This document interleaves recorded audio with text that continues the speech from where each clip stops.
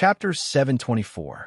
Although the standard length, width, and depth of the pit had been dug out, the task was not over. There were clusters of sharp stone awls in the deep pit formed by the sword. The task would only be completed after the entire stone forest was smashed and moved out of the deep pit. Erasing the stone forest was just a matter of a few sword energies. Gohan quickly used his own sword energy to cut off all the stone awls. Then he instructed the 4 workers to move the broken stone awls out. The northeastern worker was the first to jump into the pit and prepare to move the stone all away. This northeastern man, who usually boasted of his strength as a Hercules, instantly turned red when he picked up the stone awl and began to exert his strength. These stone awls weighed at least 100 kilograms. The northeastern man could only lift the stone awls slightly before he could no longer support them and drop the stone awls back to their original positions. "What are you guys looking at here for? Let's help together," the northeastern man said very unhappily. The remaining 3 workers laughed and worked together. With the combined strength of 4 people, they finally lifted the entire stone awl. "How long do you guys think it will take to move all these stone awls out?" A worker looked at the hundreds of stone awls in the big pit and asked with a headache. Thinking about moving all these stone awls away, the worker felt his legs go soft. "Why you care so much? Anyway, it will definitely take much longer than us digging the pit," the northeastern man retorted. "No, I was thinking that since the sword energy of the sword bearer is so powerful, why not just cut all these stone awls into pieces? We could put them in a basket and carry them out. It will be easier," the worker explained with a smile. "You coward. We have already gotten the advantage. Why are you still selling your D***CK? The northeastern man retorted again. He was about to say something, but suddenly his mouth opened wide and he could not say a word. It turned out that the northeastern man suddenly realized that a huge stone awl had suddenly floated in front of him. This northeastern man thought he had seen a ghost. Only when he lowered his head did he realize that there was actually a little girl under the stone awl. This little girl was only about the height of his waist. It was obvious that she was still a young girl. However, she raised a stone awl with both hands and easily raised it over her head. She quickly ran past him, as if the stone awl could fly by itself. This wasn't the only stone awl that could fly. The 4 workers were dumbfounded to find that there were 3 other girls active in this big pit.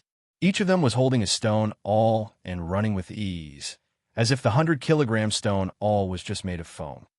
When the 4 workers finally managed to move a stone cone out of the pit, they turned around and prepared to move the other stone cones. However, the pit had already been cleared out. Only a few small stone cones were left in the pit. The rest of the stone cones had all been cleared out by the 4 girls with monstrous strength. "Hey, brother, are these the legendary sword maidens?" A worker whispered to the burly man. "How would I know? The only sword maiden I've seen in my life was Emperor Shroud, the Heaven Sword Maiden.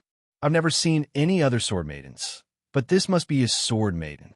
Otherwise, who would have the strength to do this? I'll leave the rest to you. Once you've finished digging the foundation, report to Anubis."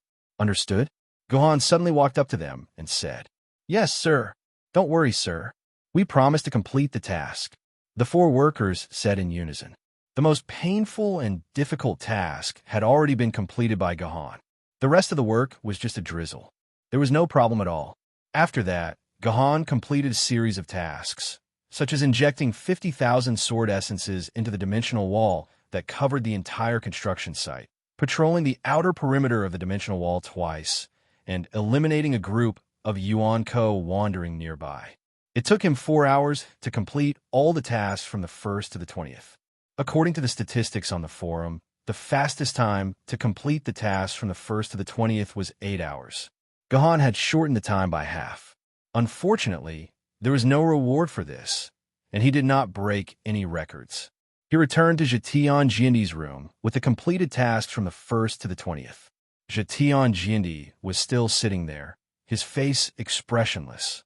It was as if nothing had changed since Gohan had left. However, when he saw the empty task list in Gohan's hands, he finally turned to look at Gohan. "You're not bad. Very good. Jetian Jindi's reply was quite simple, and there was no change in his emotions. However, from the way he used the words not bad and very good, Jetian Jindi's impression of Gahan had increased quite a bit. Now, finish the rest of the tasks as well. As soon as Jetian Jindi finished speaking, the tasks from the 21st to the 40th, which were originally gray, became white on the list in Gahan's hands. Gahan could keenly sense that this was somewhat different from the guides on the forum. Gahan clearly remembered that there had been players who had completed all the tasks from the 1st to the 20th in one go. However, after they had completed the tasks, they had only unlocked the tasks from the 21st to the 30th. However, Gahan had unlocked the tasks from the 21st to the 40th. This meant that Gahan's impression of Jetian Jindi had reached the level of treating him like an arm for the 31st to the 40th. This sounded like a good thing, but it was completely different from the analysis in the guides on the forum. According to the data in the guides, only after completing at least 25 tasks would Jetian Jindi's impression of him reach the level of treating him like an arm.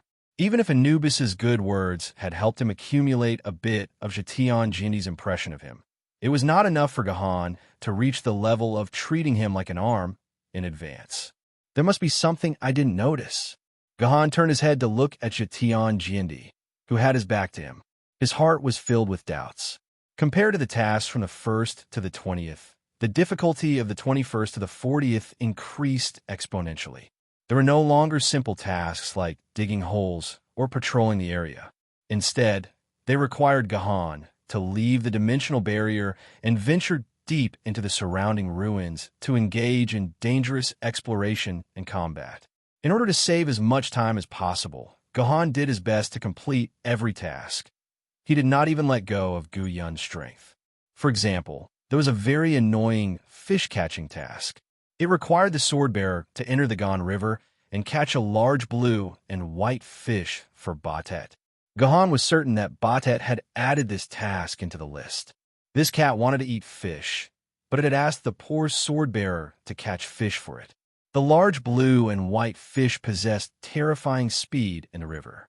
It was said that it was faster than a high-speed train at full speed. If a sword-bearer wanted to catch a large blue and white fish, they could only set up a trap in advance, lure the fish into the trap, and then use a net to catch it. The entire process of setting up the trap and luring the fish into the trap would take more than an hour.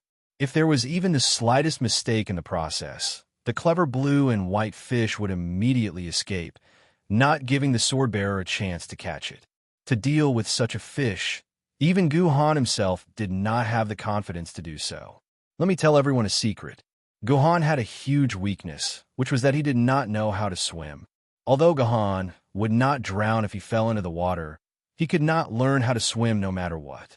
At most, he could only move bit by bit like a dog paddle. He could not move as fast as he could on land. Therefore, this task was naturally given to Gu Yun, who had an unexpected ability to catch fish. On the day this loli was born, she jumped into the fish tank by herself and caught the blue and white fish in the fish tank. Her love for fish could be seen from this. As expected, when Gahan asked Gu Yun to complete this task, Gu Yun readily agreed. She quickly took off all her clothes, leaving only a pair of pink underwear on her. But, sigh, the loli's butt is a little shriveled, and it doesn't look sexy at all. Those who can be sexy are all perverted lelicons. We have to hand these people over to the police. Next was Gu Yun's solo performance. After she jumped into the Gan River, the entire Gan River boiled. God knows what she did in the water, but the fish in the river scrambled to jump out of the water. They seemed to be willing to jump to the shore and die of dehydration than stay in the water. After these small fish, the Yuan Ko living in the water also began to become restless. Gahan saw at least 20 to 30 dimensional whirlpools rise on the surface of the river. Each dimensional whirlpool represented a marine Yuan Ko dying in Gu Yun's hands. After this torment for more than 10 minutes, the big blue and white fish in the river finally couldn't hold it in anymore. A big blue and gold fish that was 5 meters long leaped out of the water. This jump was more than 20 meters high, equivalent to the height of a 5-story building. The blue scales reflected a dazzling golden light, But what was even more dazzling was the big blue and white fish's tail. A cute little lowly, who was only 1/5 the size of the big blue and white flower fish, was biting down on the tail of the big blue and white flower fish with her little canine teeth. Even though she was only 1/5 the size of the big blue and white flower fish, she looked like she was going to eat the whole big blue and white flower fish into her stomach. Good spirit, Gohan praised. Then, with a wave of sword energy, he pulled the big blue and white fish and Gu Yun to his side. Don't eat it. This is for Batet. Even though Gu Yun was biting the fish's tail, Gohan still forced Gu Yun's mouth open and saved the pitiful big blue and white fish, stuffing it into his dimensional pocket. Batet, I'm going to eat you. Looking at the delicious and super large blue and white flower fish in the distance, Gu Yun let out a mournful cry in her heart. Then, the white cat, who was catching fish in a small river outside Yanjing City, suddenly shuddered, as if it had been targeted by someone. Chapter 725. Is that Yuzhong dude in here? In the prison of the Commission for Discipline Inspection, a man in a well-ironed suit with a body as thin as a bamboo pole came to the door of a single cell and asked the staff member guarding here, "Who are you? Why are you asking this?" The guard asked cautiously. At the same time, he touched the wall beside him. There was a button there. With a light press of the button, dozens of lasers would pierce through everything in front of the guard. Don't be nervous. Is there anyone in this world who dares to cause trouble in Yanjing City's Commission for Discipline Inspection? The skinny man would smile and raise his hand, projecting a document from his personal terminal in front of the staff member. So you're from a sword pavilion? The guard relaxed. You were sent by Sword Immortal Tian Hung. That's right. The skinny man nodded. It's good that you know this. You can't tell anyone else. I understand, the guard said tactfully. His many years of experience working in the Commission for Discipline Inspection told him that the laws and regulations were effective most of the time.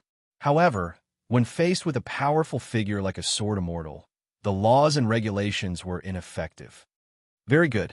Sword Immortal Tian Hung has ordered that he wants to ask this Yuzhong dude some questions. Open the cell door, the skinny man said to the guard. The bamboo-like man said to the staff.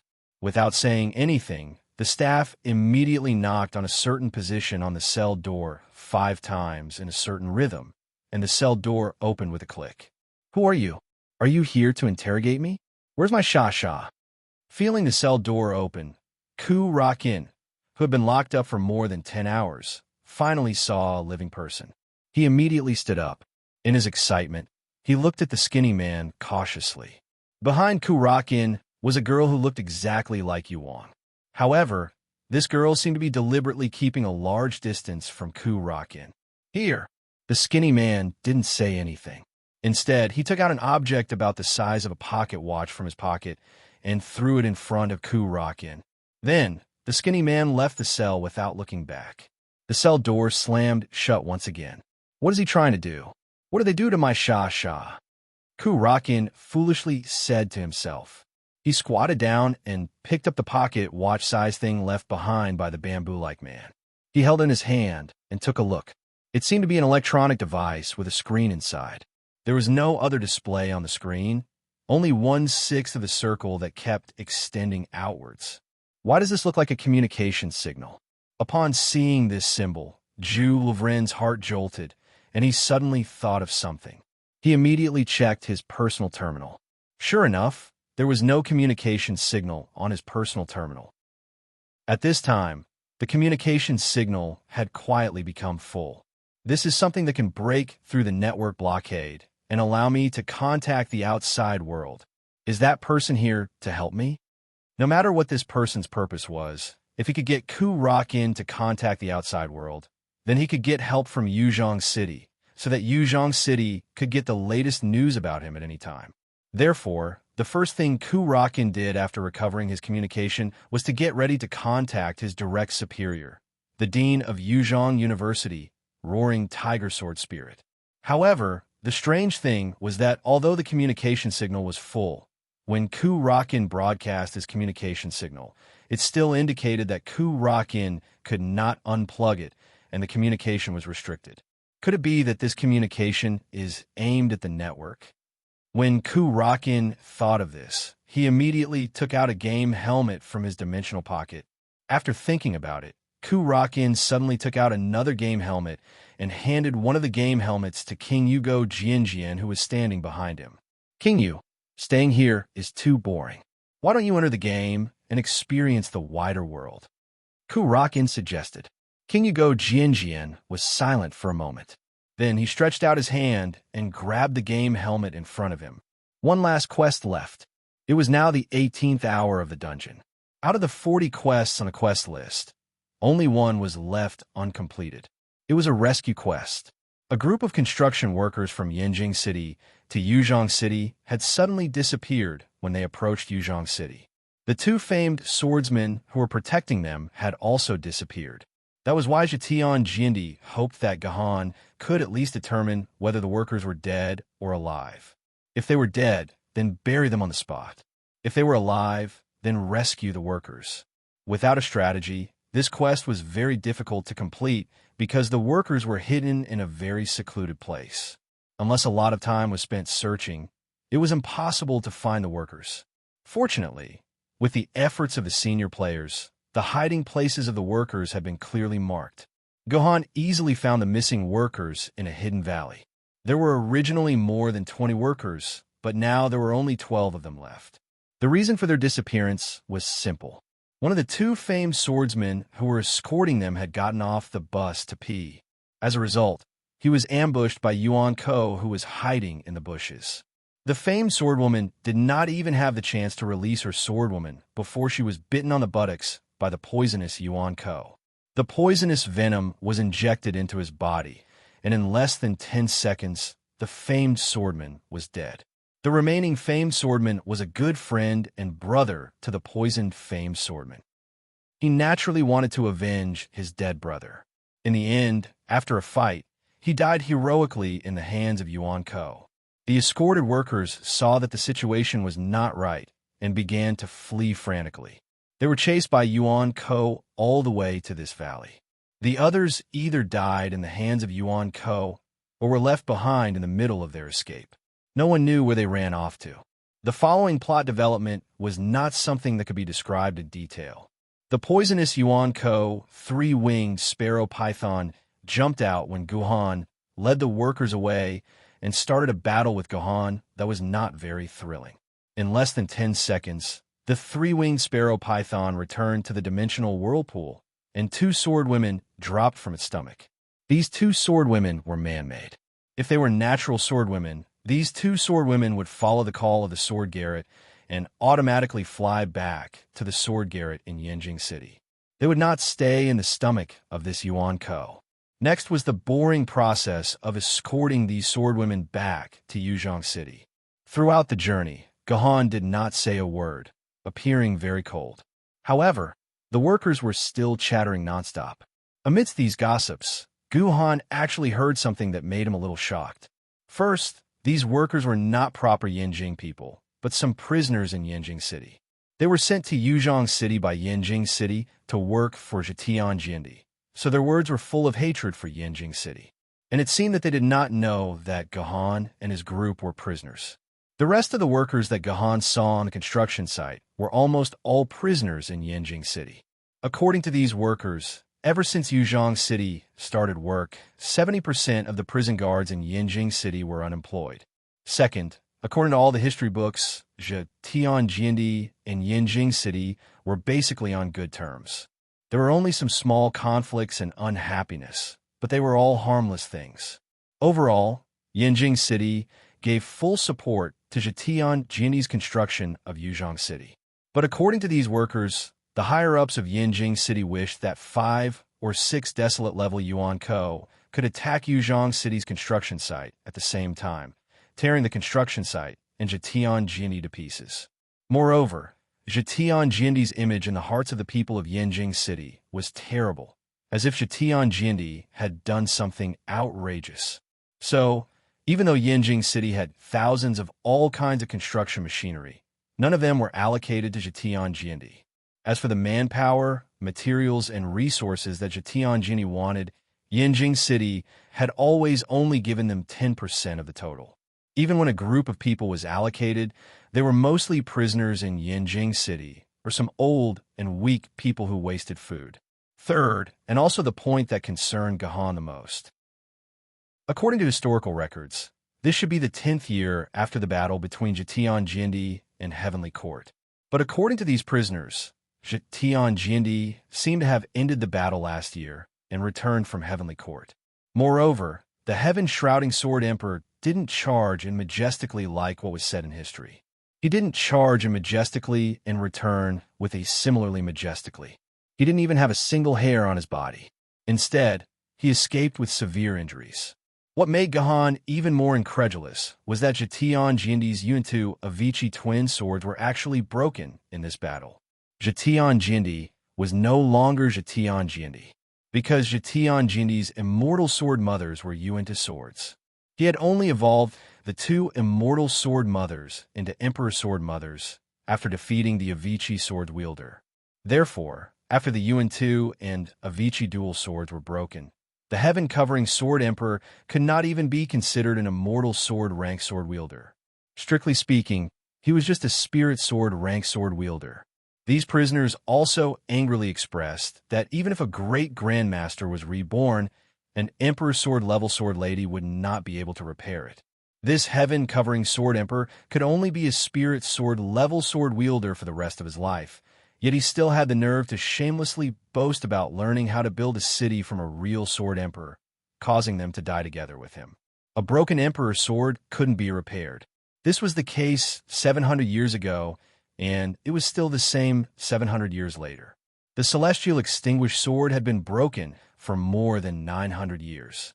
Countless great grandmasters who led an entire era had spent their entire lives trying to repair this emperor's sword mother. But in the end, it was all for naught. No one had succeeded. Later on, a great grandmaster suggested that if they wanted to repair the Emperor's Sword Mother, they had to use a dimensional crystal of a purer quality. In other words, even Emperor's Sword Mothers couldn't meet the requirements of repairing the Emperor's Sword Mother. Only by finding a dimensional crystal that surpassed Emperor's Sword Mothers could they repair the Emperor's Sword Mother. But it took 200 to 300 years to find an Emperor's Sword Mother. An existence that surpassed Emperor Sword Mothers. Did something that didn't even have a name really exist in this world? Chapter 726. Gahan did not know whether what the workers said was true or not, but the information in these words could explain many puzzling and inexplicable aspects of Yuzhong City's history. For example, the bad relationship between Yuzhong City and Yinjing City almost started when Yuzhong City was established. The people of Yuzhong City's antipathy towards the people of Yinjing City ran through the entire history of Yuzhong City. This antipathy was passed down from the hearts of the ancestors. Whether it was history books or essays, there were very few records about Jitian Jindi. Some of the records were even completely lost, as if they had been deliberately deleted. Moreover, the official description of Jitian Jindi's greatest achievement, which was the Battle of the Heavenly Court, was even scarcer. There were less than 1,000 words, and the records were very sloppy. There were no details. There was only a rough description of when and where the event happened.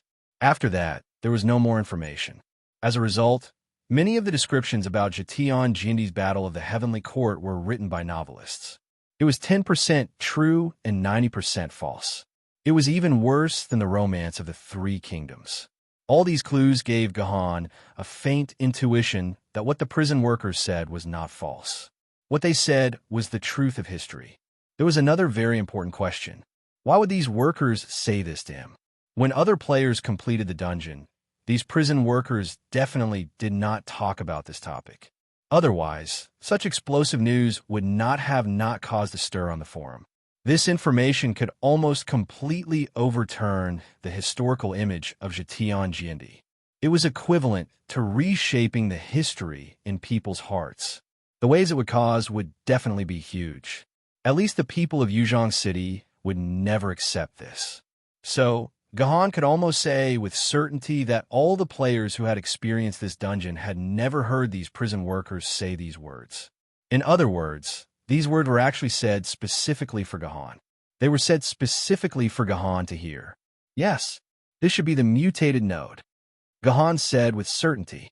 He knew that from this moment on, the direction of the whole dungeon would be different. Without any twists and turns, Gahan brought the remaining 12 workers back to the Yuzhong City construction site and handed them over to Bast. He also handed over the completed tasks to Bast. Very good. You can go look for the boss now. Bast didn't seem to check the status of the mission in detail. He only glanced at the mission items that Gahan handed over, and the mission list for mission numbers 20 to 40 were all completed. I'll make a move first. Lord Bast, Gahan said to Bast as he prepared to go find Shroud Heaven Jindy. If I were you, I would leave here immediately. Seeing Gahan turn around, Baudet suddenly said such an inexplicable sentence, and the hidden meaning in this sentence made Gahan's body tremble unconsciously. What is this Bast trying to tell me? Could it be that Shroud Heaven Jindy? Gahan thought worriedly. She looked at the heartless sword maidens beside her, and suddenly realized that Gu Yun's expression was a little strange, as if she was constantly avoiding her gaze. Gahan's heart skipped a beat, and she immediately looked into her dimensional pocket. Sure enough, the huge blue and white flower fish was happily jumping in her dimensional pocket. Gahan clearly remembered that she had taken out the big blue and white flower fish when she handed over the mission, but it was still in her dimensional pocket at this moment. It was obvious that someone had secretly sent it back. Others naturally couldn't control her dimensional pocket, and only the sword maidens who were telepathically connected to her could send things from the outside into her dimensional pocket. It must be that Gu Yun couldn't bear to give the big blue and white flower fish to Bast to eat, so she had secretly kept the big blue and white flower fish. Gahan picked up the mission list in her hand and deliberately looked at the mission for the big blue and white flower fish. It clearly showed that the mission had been completed. The mission had been completed, but the key item for the mission was still in her hands. This was a little strange. Was this Bast's negligence? Or was he doing it on purpose? Gahan hid all these things in her heart, and with a heart full of doubts, she entered Shroud Heaven Jindy's house again. At this time, Shroud Heaven Jindy was not meditating, but looking at the 8 trigrams in the room, lost in thought. Your Majesty, I have completed missions 20 to 40. Gahan said very respectfully to Shroud Heaven Jindy. Good, very good. I knew that these missions wouldn't be difficult for you. Shroud Heaven Jindy turned around, an inscrutable smile on his face. You've been in Yuzhong City for almost a day. It's been hard on you this whole day, and you've been completing the missions. As expected, Shroud Heaven Jindy's favorability had reached a new level. Otherwise, there was no way Shroud Heaven Jindy would say such words of concern. This was completely different from the Shroud Heaven Jindy that Gahan had met at the beginning of the dungeon. You've been working hard for almost a day, so you don't have to rush to finish the rest of the mission. Just sleep here. Shroud Heaven Jindy generously gave his bed to Gahan and gestured for Gahan to sleep on his bed. Unfortunately, Gahan was in no mood to sleep. He shook his head, then said to Shroud Heaven Jindy, building Yuzhong City is more important. Your Majesty, if you have any other missions, you can give them to me. I will definitely complete them as soon as possible. What a good boy. Shroud Heaven Jindy was even more satisfied with Gahan. In that case, go and complete the last mission for me. The last mission? Aren't there supposed to be 10 missions? Over the past 200 years, there had never been a sword bearer who could unlock the 40th to 50th quests, but they were unlocked by Gahan. He had thought that these 10 quests would be, as the guesses of the guides on the forums, 10 extremely difficult quests. However, when Gahan took a closer look at the 10 missions, he was shocked to discover that these 10 missions were actually one mission. Although this mission took up 10 serial numbers, the descriptive text behind each serial number was exactly the same. Repair the broken Yuan killers of Vichi's sword. Help Shroud Heaven Jindy repair the broken Yuan killers of Vichi's sword. This mission actually required Gahan to repair the broken Yuan killers of Vichi's sword. This was something no Grandmaster had been able to do in the past 800 years, and Shroud Heaven Jindy actually wanted Gahan to repair it. Go and find Anubis now. He will tell you what to do. Yesterday, Jindy had gone back to silence after saying that. Gahan knew that Shroud Heaven Jindy would not say anything to him. At the same time, Gahan found that there was a new change on the mission list. After number 41, the words "Repair the broken Yuan killers of Ichi sword," "Help Shroud Heaven Jindy repair the broken Yuan killers of Ichi sword," had quietly changed to "Find Anubis and get Anubis's guidance." It turned out that the 10 missions from 41 to 50 were actually the 10 submissions of the last super mission. If all 10 submissions were completed, the entire Yuan killers of Ichi sword would be completed. There was nothing more to say. Gahan turned around and left the hut to find Anubis. When Gahan found Anubis, the husky was hiding in a corner, happily gnawing on a large bison leg bone. The bison bone was as hard as steel, but in Anubis's mouth, it was as crisp as sugarcane. It was easily chewed and swallowed. "Master Anubis, His Majesty's Shroud Heaven asked me to find you," Gahan said to Anubis. Anubis did not seem to hear Gahan's words. Once he was done, he continued to chew on his own bones. Soon, he had swallowed the entire bison bone into his stomach. The size of his stomach did not change at all. It was as if there was a dimensional pocket hidden within his stomach. "Master Anubis, His Majesty's Shroud Heaven asked me to find you." Just as Anubis was about to chew on the bones of the second bison, the sense of urgency finally forced Gahan to stop Anubis from eating. Gahan stood in front of Anubis to block him. It had been more than 18 hours since Gahan entered the instance dungeon. The clock should be around 12 o'clock in the afternoon. The Yanjing City Disciplinary Committee had already begun to deal with Ku Rock-in. The Howling Tiger Sword Spirit should have also begun to rescue Ku Rock-in. Logically speaking, Zhu Vren should be locked up in the prison of the Commission for Discipline Inspection for a few days or even a week or two after he petrified the Pavilion Master of the Sword Tower in Yanjing. However, Zhu Vren did not actually commit any major mistakes. Synchronizing and coordinating his own sword lady was something that the Sword Tower of Yanjing City should cooperate with the sword bearer. As long as the roaring tiger sword spirit argued for what was right and handled it properly, Zhu Vren might even be released on bail today. Once Ku Rock-in was released from the prison, he could enter the game at any time. When that happened, Yuan's consciousness would immediately leave him. So, Gahan could not waste even a second. Woof! Anubis could not avoid it. He stood up helplessly and looked at Gahan with a face covered in dust. There was a pleading look in his eyes, as if he was begging Gahan not to stop him from eating. "Master Anubis, His Majesty's Shroud Heaven hopes that I can help him repair the broken Yuan 2 of Ichi's sword. So, he asked me to find you. What should I do now?" Although he did not understand why Anubis would beg him for a few bones, he had to complete the quest. Woof, woof, woof. Anubis barked 3 times in a row. The 3 barks seemed to contain different emotions. It was as if there was an increasing sense of despair. After the 3 barks ended, Anubis, who was originally in human form, suddenly transformed into a husky. Anubis then dashed towards an unknown direction with the speed of the wind. Chapter 727. After all, Anubis was a universe-level Yuan Ko. When a universe-level Yuan Ko ran at full speed, even if Gahan's strength was a few times or even a dozen times stronger than an ordinary famed sword-level swordsman, he still wouldn't be able to catch up to him. Soon, the husky would disappear without a trace. However, in less than a few minutes, Gahan managed to catch up to the husky that was running away with all its might. However, it wasn't because Gahan was fast enough, but because the husky was getting slower and slower. Finally, it collapsed on the ground, motionless and panting as if it was about to die. "Master Anubis, what's wrong?" Gahan went up to Anubis with concern and gently stroked its furry head.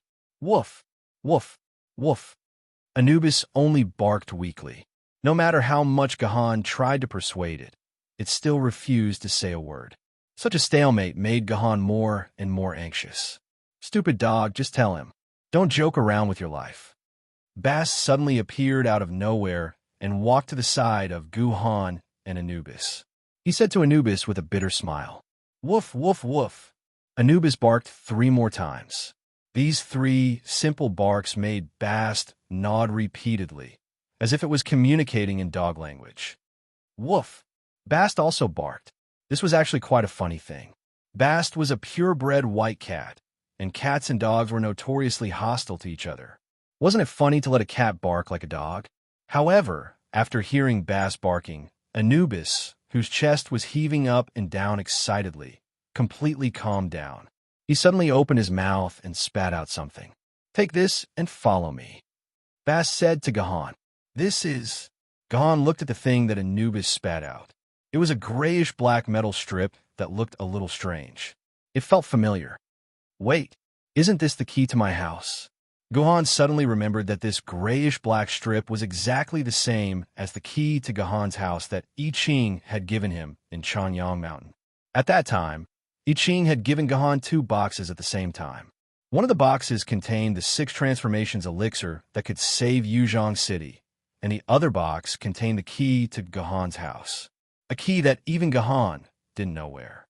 If this strip is really the key, then its weight should be— Gahan used his 4 fingers to clamp the key on the ground and used all his strength to grab it. The key did not budge at all.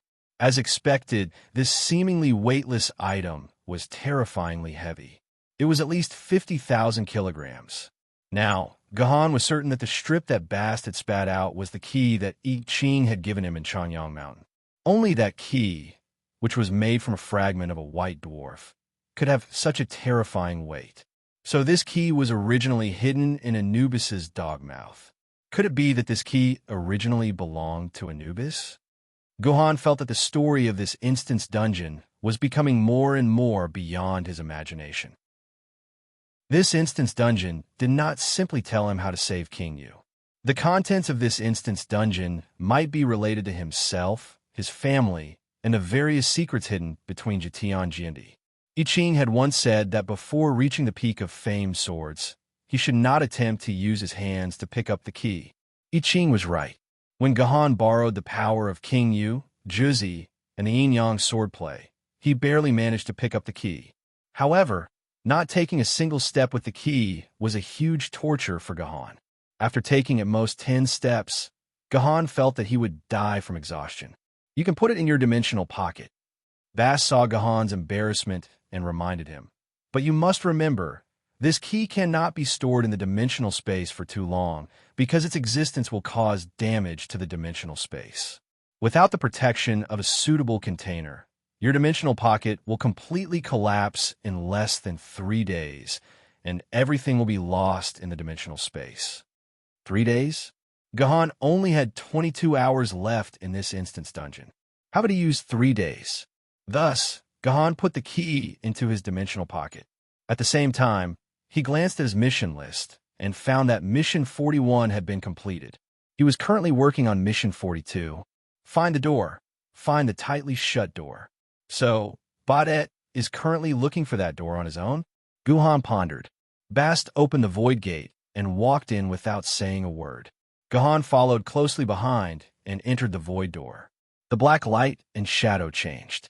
When the void door opened again, Gahan left the void and arrived in a completely unfamiliar area. "All right, it's here."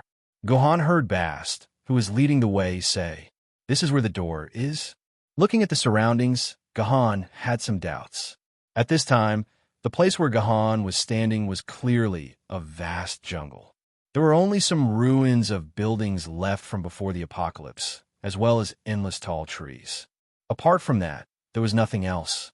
How could there be a door hidden here? "Lord Bast, may I ask where the door is?" Gahan turned to ask Bast. At this time, Gahan realized that Bast, who was not far from him, had now quietly opened up a distance of more than a few hundred meters. "Ha ha! The Real Gate is thousands of miles away. You'll never be able to find it." Bast laughed mockingly.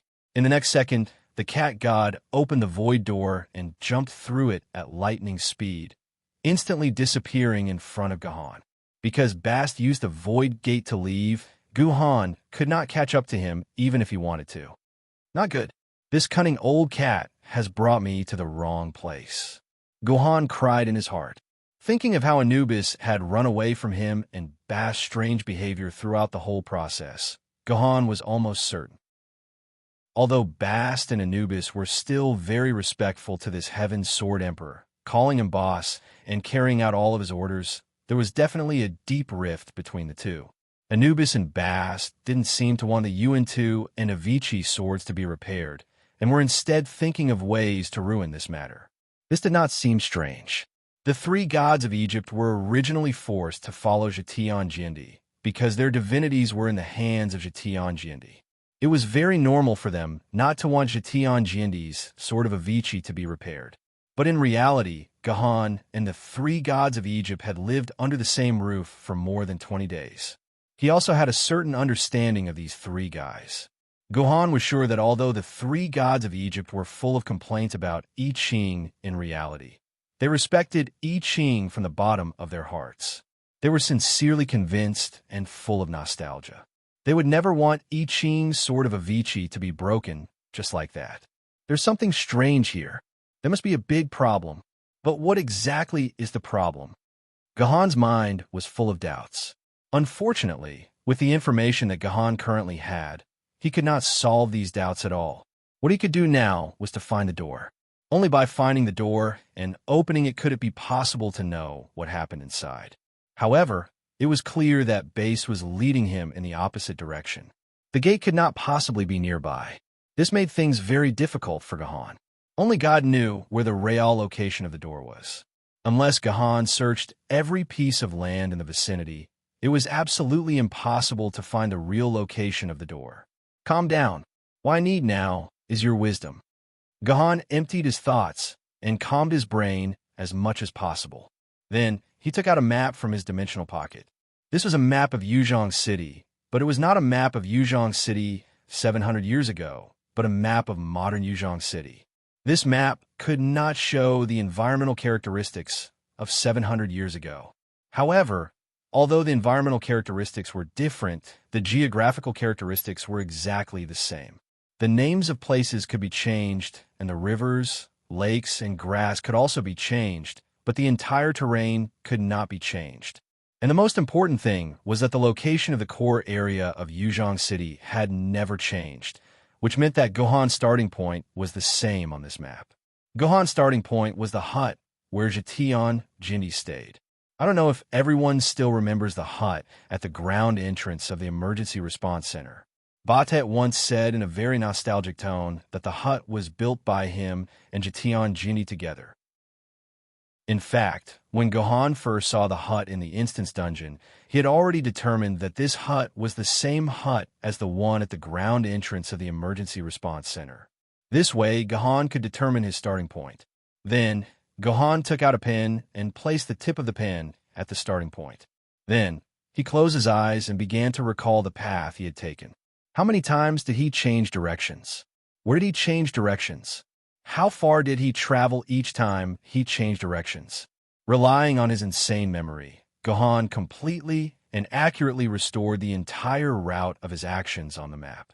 Finally, the tip of the pen stopped at a certain location.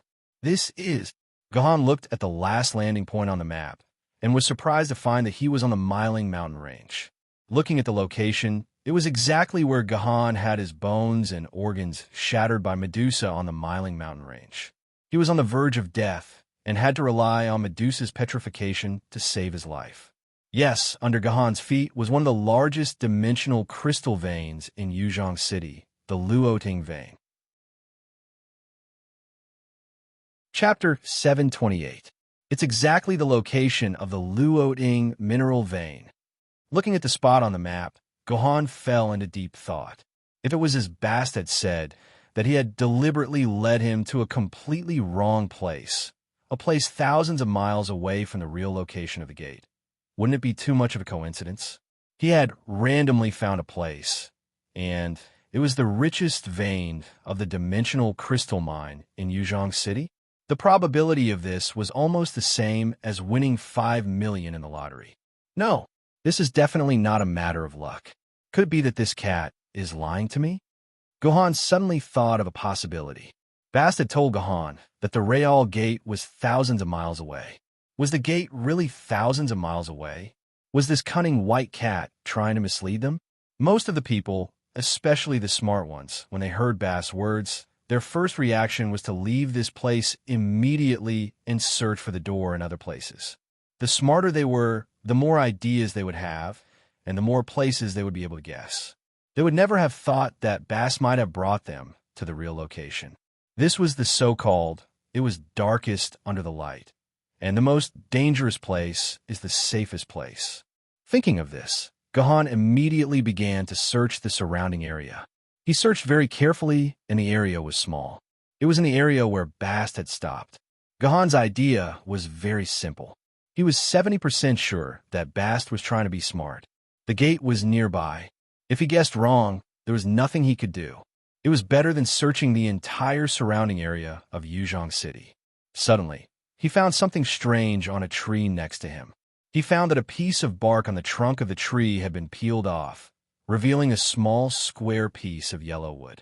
The shape of this yellow wood was exactly the same as the jasper ring that I Ching had left on his finger. Could this be the entrance to the gate? Guhan placed the green jade ring on his finger into the groove of the damaged bark. As expected, it fit perfectly and was connected to the tree bark. The next second, the trunk of the big tree suddenly turned, and a piece of bark moved down, revealing an entrance that was only big enough for one person to enter. Therefore, without any hesitation, he jumped directly into the hole. Deities are indeed slaves of fate.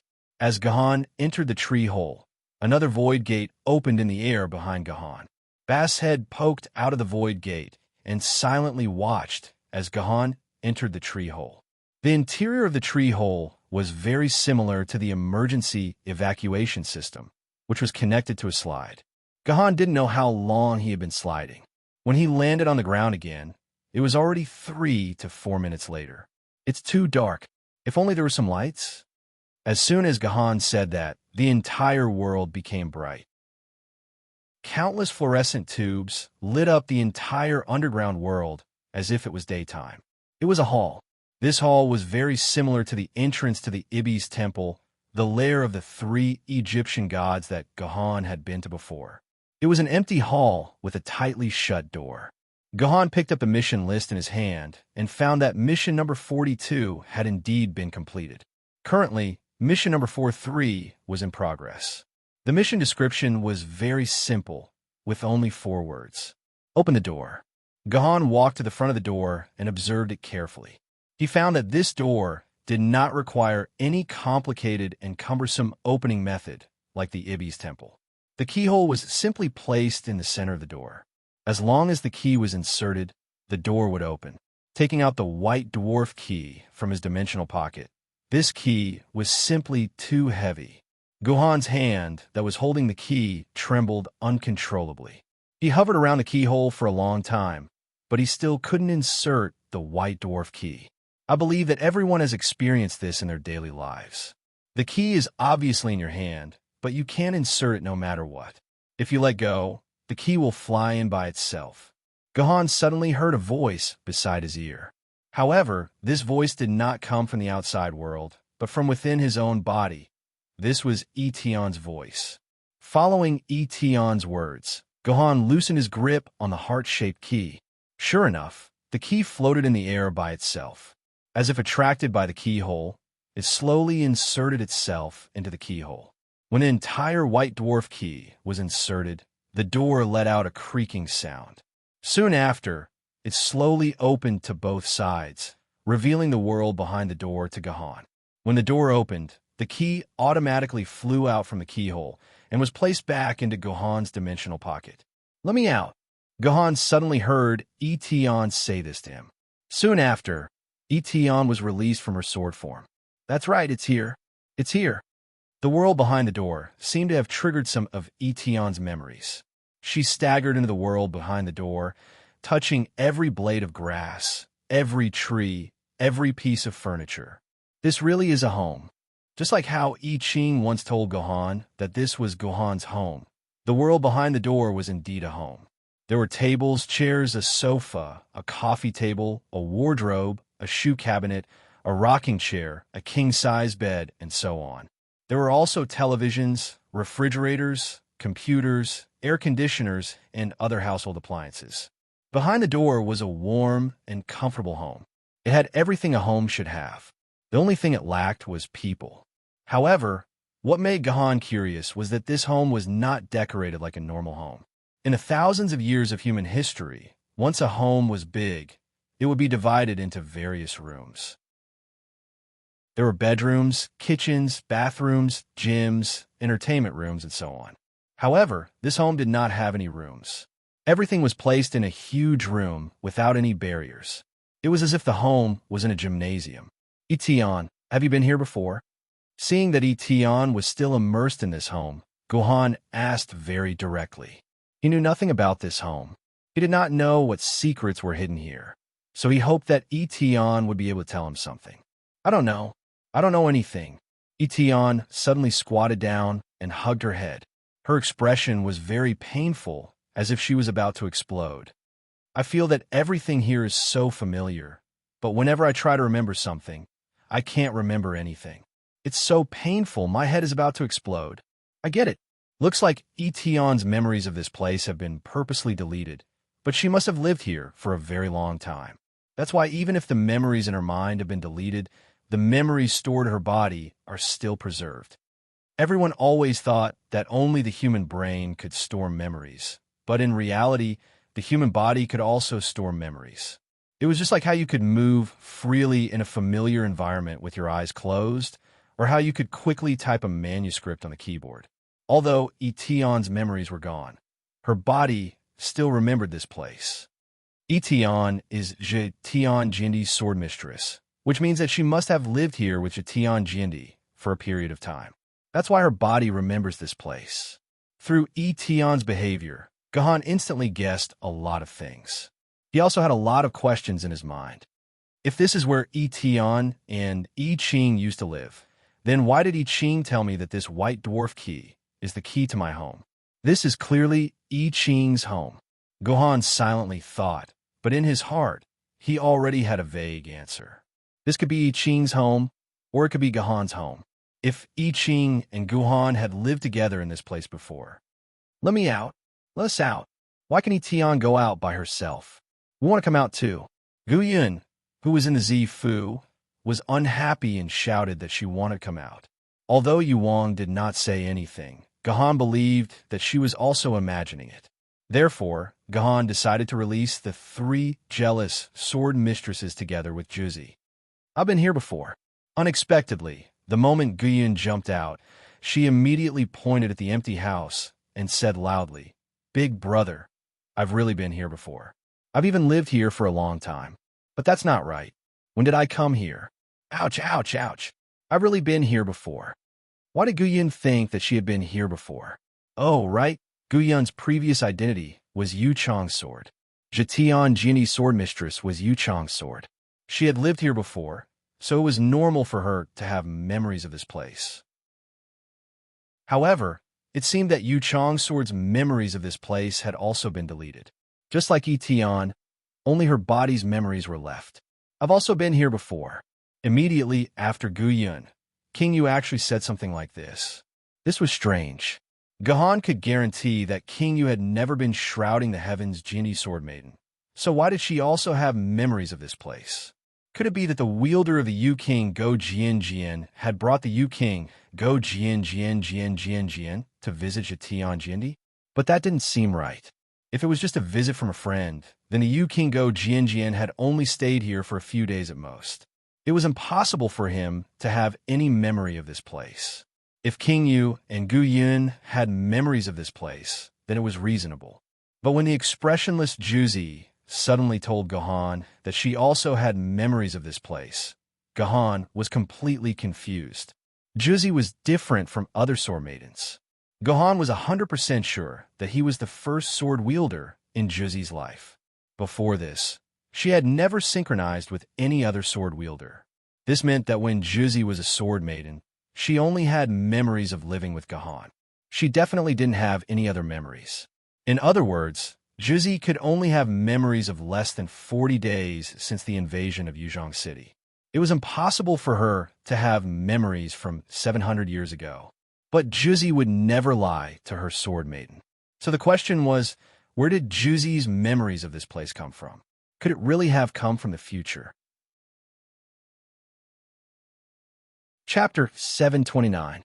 What happened next clearly proved that Guhan's sword maidens had indeed lived here before. For example, Etion told Guhan that she always felt that there was something strange under the bed, and then Guhan found an embarrassing photo album under the bed. Another example was King Yu telling Guhan that he felt that there was something creepy in the corner of the wall. Then, Guhan found a mouse hole in the corner of the wall, and a large group of living mice lived in it. Guyan also told Guhan that there were some very cute things hidden in the cupboard. Then, Guhan found a large blue and white fish pillow in the cupboard. Guyan instantly pounced on the blue and white fish pillow and hugged it tightly. She would not let go no matter what, and looked like she wanted to take a few more bites. Actually, Guyan's appearance here was also very mysterious, because Guhan did not seem to synchronize with the Doyu sword in the game. Guhan only remembered this after a long time. Later, after asking Guyan, he found out that she seemed to have entered the game with Etion. Could this be the magical effect of the yin-yang sword technique? Guhan shook his head, and he was getting more and more confused about these things. The most shocking news was revealed by Juzi. She suddenly told Guhan that in the chef's drawer under the television, there was Guhan's favorite thing. When Guhan instinctively felt that something was wrong, Guyan was the first to rush over, open the drawer, and rummage through a large pile of optical discs. To modern people, optical discs were a very ancient thing. This kind of storage medium that had gradually been eliminated before the apocalypse could often be sold for an absolute high price in modern society. In the antique market, a disc from before the apocalypse, as long as the contents of the disc could still be read, could be sold for at least 400,000 yuan. There were at least 30 of these discs in I Ching's house. A rough estimate would be more than 12 million yuan. Unfortunately, these discs only existed in the game and not in reality. But what was strange was that the surface of these discs were not like normal discs. There were some portraits of the characters and the names of the films on the discs. They were all printed in white and had no words on them. Let Guyan see if there's anything good in this disc. Guyan had never come into contact with old appliances like VCD and DVD, but she was very skilled in operating them. She turned them on, connected them to the power supply, took them out of the storage, put in the CD, put in the storage, and connected the video source. The whole process was done in one go. In less than 5 seconds, the contents of the CD appeared on the TV. A simple room appeared in the TV. There was a sofa in the room, and a beautiful woman wearing black stockings and light blue business attire was sitting on the sofa.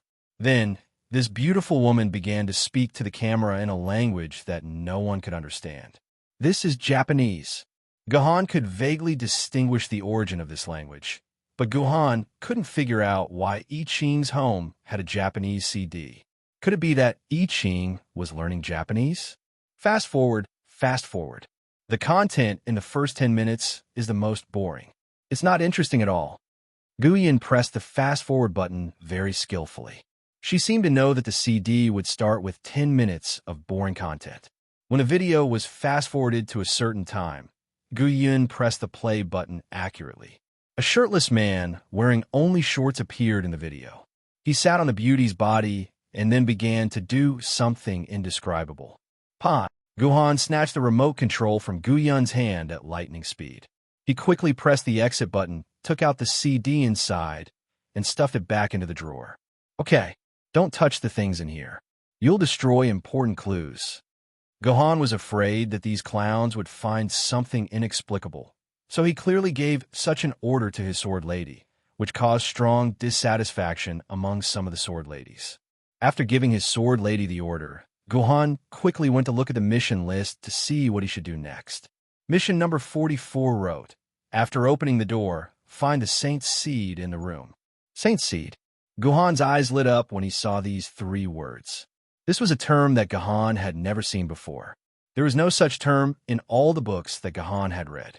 However, Guhan vaguely guessed the meaning of this term when he saw the name of the saint's seed. This saint seed had to be a dimensional crystal that was above the emperor's seed.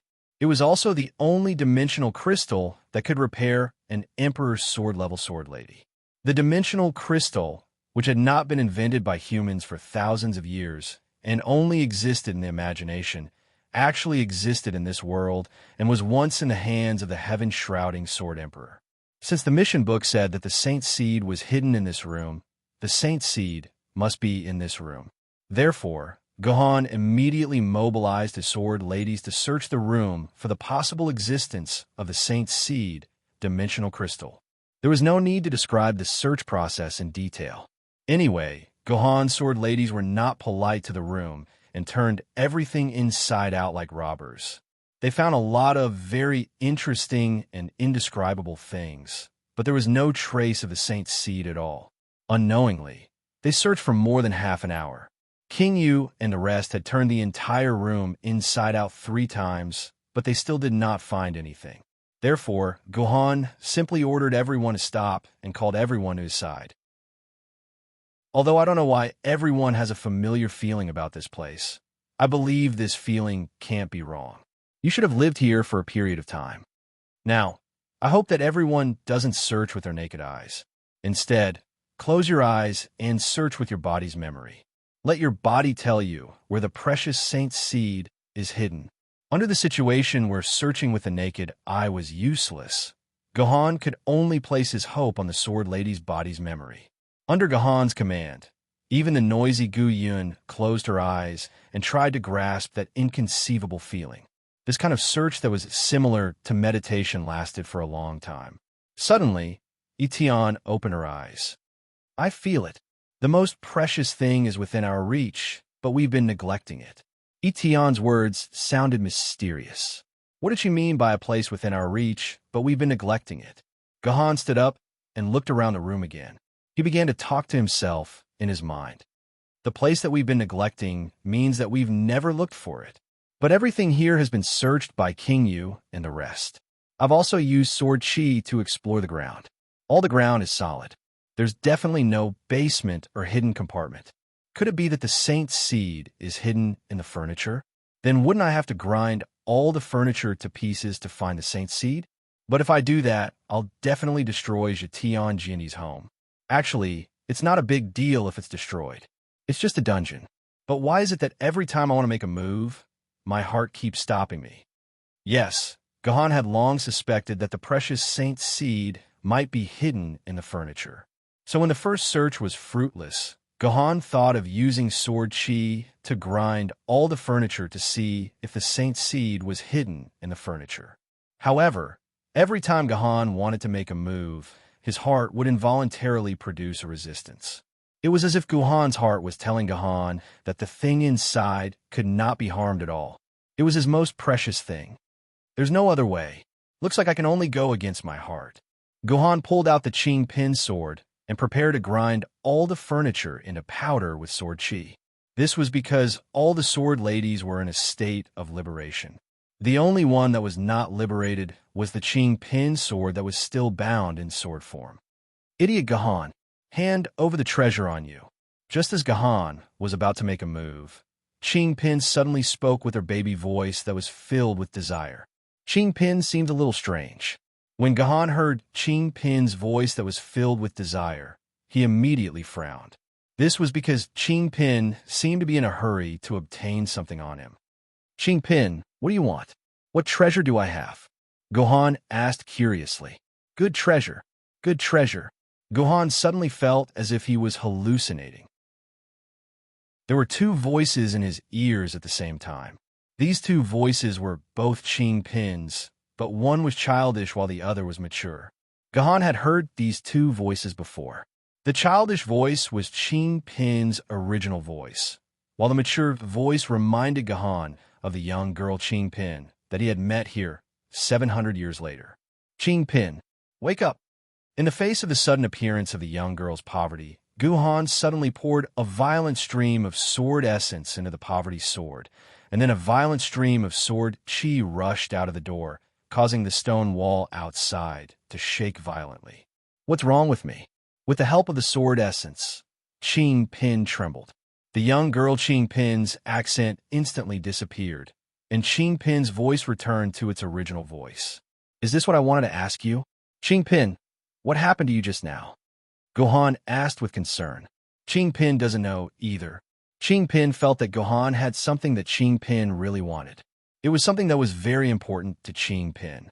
After that, Qing Pin didn't know anything else. Something that Qing Pin really wanted? Gohan's mind suddenly recalled many of the stories that happened in the Mei Ling mountain range. Only then did he remember that the poor young girl actually had mysterious ability. She had an extraordinary ability to sense the dimensional crystal stones. She could easily find the dimensional crystals hidden in the rocks. Moreover, the higher the quality of the dimensional crystal, the greater her reaction. Could it be that the thing that made Qing Pin have such a huge reaction was the sage seed? And the sage seed was hidden in his body? Gohan patted his head and took out the white dwarf key from his dimensional pocket. This is it. Give it to me, Qing Pin said intoxicatedly. It seemed like the sage seed was hidden in this white dwarf key. Chapter 730. Although he had guessed that the sage seed was in the white dwarf key, the problem of how to extract the sage seed from the white dwarf key had become a huge problem. White dwarfs were actually stars, but they were stars that had evolved to the end of their life. Earth's sun was considered a star that was in its middle age. After another 5 billion years, our sun would enter the end of its life and gradually become a white dwarf. The reason why a white dwarf, which was the size of a finger, had the weight of a few heavy tanks was because of the high density of matter in its body. If a cubic meter of solid iron was compressed to the size of a cubic centimeter, one could imagine how terrifying the density of a white dwarf was. It was almost impossible to cut open a matter with such a high density. Unless one had a weapon of the same density, one could only consider using brute force to cut it open. In other words, unless Gohan had an emperor's sword, it was impossible to cut open the white dwarf with brute force. If it was in the real world, Gohan could use the Xinyuan sword to try. However, in the game, Gohan was really helpless. Of course, other than using brute force to cut it open, there were other ways. Of course, it was impossible for the sage seed to be naturally hidden in the white dwarf. Someone must have hidden it in the white dwarf, and that person was most likely Jitian Jiendi. Since the sage seed had to be hidden in the white dwarf, a part of the white dwarf must have been cut open and hollowed out before placing the sage seed inside. Therefore, the white dwarf key in Gohan's hand had already been cut open. However, it was cleverly reassembled by Jitian Jiendi. Gohan had to find a way to open the white dwarf key that had been cut open. However, he did not know how Jitian Jiendi had managed to reassemble the cut open part. Gohan lifted the white dwarf with much effort and examined it carefully. However, he could not find any traces of it being cut open. There's no other way. Looks like I can only use that move. Gohan suddenly muttered to himself. While the other sword maidens around him were confused, their bodies turned into rays of light and were forcibly returned by Gohan. What happened? King Yu was shocked to find that the sword ladies around him had all returned to their swords. He was the only one left outside. What do you want to do? King Yu instinctively sensed Gohan's terrible intentions. King Yu, do me a favor. It's time for you to contribute your body. With that, Gohan carried King Yu into his arms, and then the two of them jumped on a bed. 1,000 words of harmony. In the end, Gohan did not enter King Yu's body. This was because his original goal was not to do anything shameful with King Yu. His original goal was to provoke the flames of lust in his heart and then use the power of the flames to stimulate his green lotus white root body. Without a doubt, Gohan's plan was successful. After playing with King Yu's body for more than 10 minutes, he successfully activated his green lotus white root body. With the help of his 100x vision, he began to observe the possible cracks in the white dwarf key. But King Yu's situation was very bad. This child and Gohan had at least been husband and wife for more than 30 days. Her body had changed from the cold little dragon girl's virgin body to a tender, juicy, and somewhat flirtatious girl who had eaten the marrow and wanted to taste it. When she was a virgin, being played with by Gohan could quickly extinguish the flames of lust. However, when it came to the flirtatious young lady, the flames would not be extinguished so easily. Anyway, while Gahan was doing his best to observe the white dwarf key, our king was gritting his teeth. One hand was constantly touching his lower body, trying to extinguish the damned flames with water. On the other hand, when the green lotus white root body was activated, Gahan successfully observed the extremely small crack on the white dwarf key. This crack was at least a nanometer level crack. No wonder Gahan couldn't see it with his naked eye. Gahan also couldn't imagine what kind of mystical sword technique could achieve this. At least, with Gahan's own strength, even if Gahan was given a piece of tofu, he wouldn't be able to cut a nanometer level crack. However, there was a new problem. The crack was on the nanoscale, so it was not much different from not having the crack. Unless Gahan could find a nanoscale needle that was as hard as the white dwarf fragment, he might be able to slowly pick out the white dwarf fragment. However, finding such a needle was much more difficult than finding an emperor's sword. Because there were definitely emperor's swords in this world, but there might not be such a needle. What should I do? This shouldn't be an impossible task. Gahan thought vexedly on the bed. At this moment, King Yu, who was silently accumulating water in his body, was finally about to burst out. King Yu suddenly let out a high-pitched groan. Then, his entire body straightened like a taut string. His originally bent leg kicked out along with his tense body. Then, he kicked the back of Gahan, who was sitting in front of him. If it was under normal circumstances, a kick from a leg on Gahan's back would cause Gahan's body to not sway at all. However, Gahan had already entered the green lotus white root body state. More importantly, he was holding the strangely heavy white dwarf key in his hand. His hand was already trembling. When King Yu kicked him, Gahan's body that was 100 times more sensitive began to tremble violently. Then, he uncontrollably loosened his grip on the white dwarf key. The white dwarf key began to free fall and fell right between King Yu's legs. Then, it happened to be shot by the unknown liquid that King Yu had spewed out. The moment it came into contact with the unknown liquid, the white dwarf key suddenly floated in the air. A small square on its rectangular body began to protrude and then separated from the white dwarf key, revealing a transparent, pure white crystal that looked like a high-quality glass. Even with Gahan's calmness, he could not remain calm after seeing this scene. He could not understand how high I Ching's sense of humor was for her to set up such a shameful way to open the key. This kind of opening method was something that Gahan could never imagine in his entire life. If it were not for all these coincidences happening today, Gahan reckoned that he would never be able to open this white dwarf key in his entire life. Wait, don't tell me I Ching has already divined what just happened. Thinking of this, Gahan felt his pores becoming uneasy. You're not allowed to tell anyone about this for the rest of your life. Otherwise, I'd rather be a sword mistress for that coup rock-in. After the lingering charm faded, King Yu's face became even redder. Gahan believed that King Yu was speaking the truth. If he dared to tell anyone about this, King Yu might really go back to find coup rock-in. Don't worry, even if I die, I won't tell anyone about what happened today. Gahan guaranteed with certainty.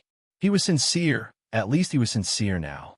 After taking out the saint seed from the white dwarf key, Gahan placed the remaining white dwarf fragments into his dimensional pocket. He opened up the mission list again. As expected, mission number 44 was completed and mission number 15 was revealed. Find the furnace of heaven and earth. Meet up with Jatian Jindi, who has already arrived there. Let's go. Gahan brought King Yu, who was still tidying up his clothes, out of his home that all the sword ladies felt extremely familiar with. After taking one last look at the door that was slowly closing, Gahan and King Yu left without looking back. Where was the furnace of heaven and earth? Gahan didn't know. However, he found a map in King Yu's home. It was a hand-drawn map with delicate lines. Gahan guessed that it was I Ching's handiwork. There are no names marked on the map, only simple topography. However, through this terrain, Gahan vaguely recognized the location of the furnace of heaven and earth.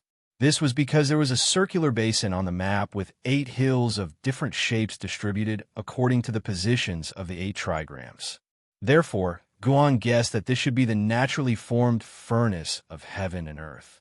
However, this location was quite far from where Gahan was.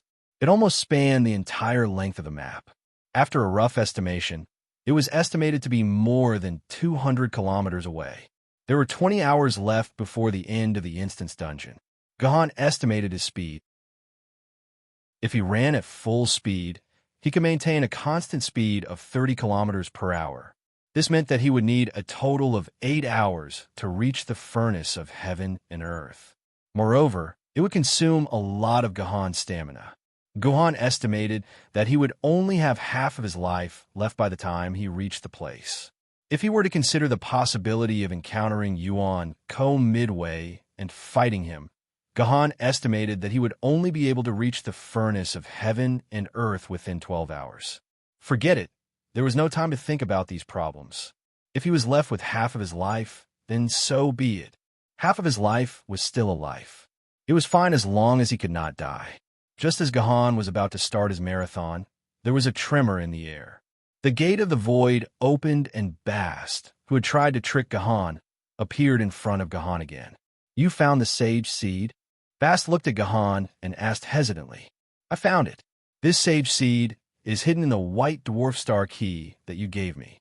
Gahan did not seem to be on guard at all and very honestly told the truth. "Is that so? Boss is really an idiot." Bast sneered. Then, he seemed to have let go of a lot of things and said in a resigned tone, "Come in. I will use the gate of the void to send you on your way.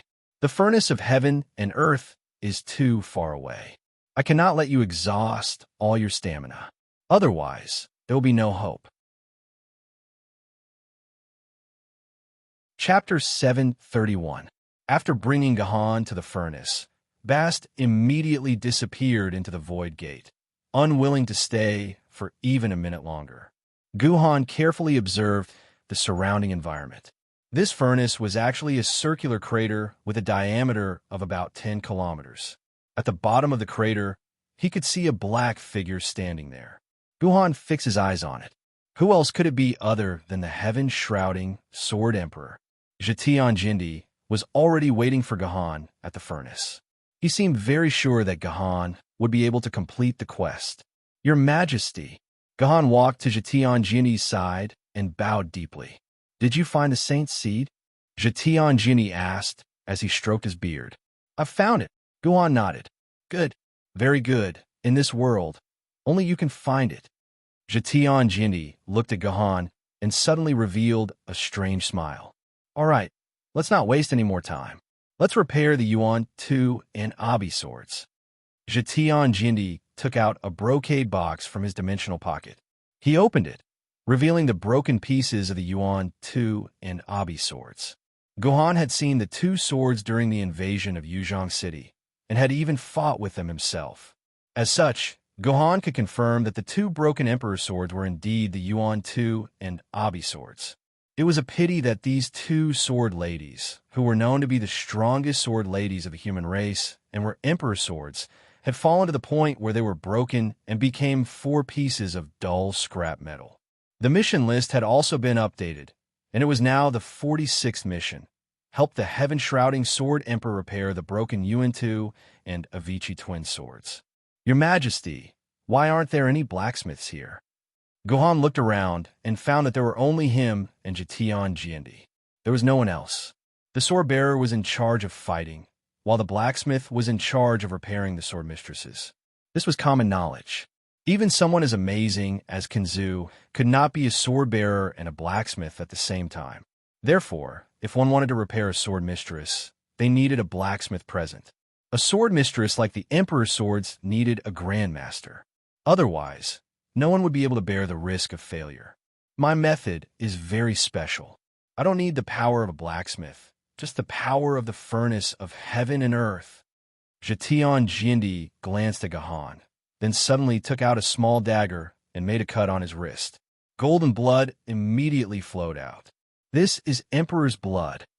Seeing the golden blood, Gahan's eyes shone with surprise.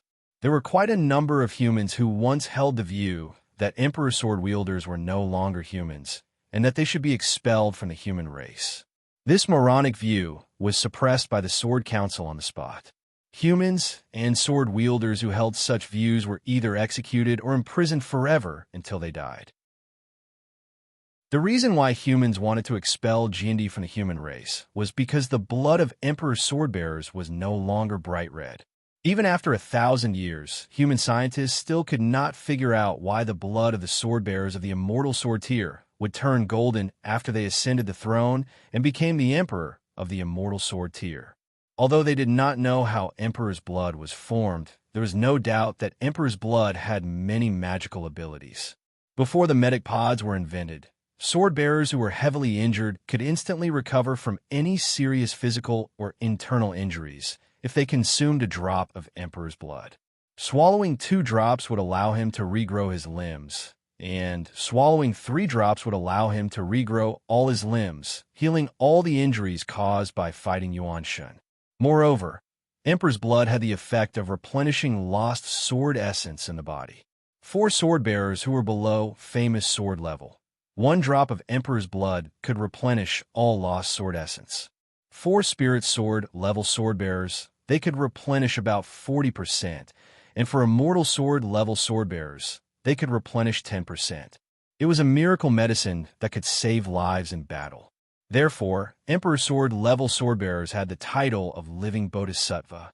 Every day, a certain amount of their blood would be extracted to make a miracle medicine that could save lives. Most of the other sword-bearers would find an Emperor Sword level sword-bearer to rely on, hoping to obtain a few drops of Emperor's blood to save their lives at a critical moment. It was a pity that Emperor Sword level sword-bearers could not extract large amounts of Emperor's blood, because the ability of Emperor Sword level sword-bearers to produce blood was inferior to that of normal humans. Once they lost too much blood, not only would their battle power be greatly reduced, but it would also take a long time for them to recover. According to calculations, extracting 3 drops of Emperor's blood per day for every Jindy was the optimal ratio.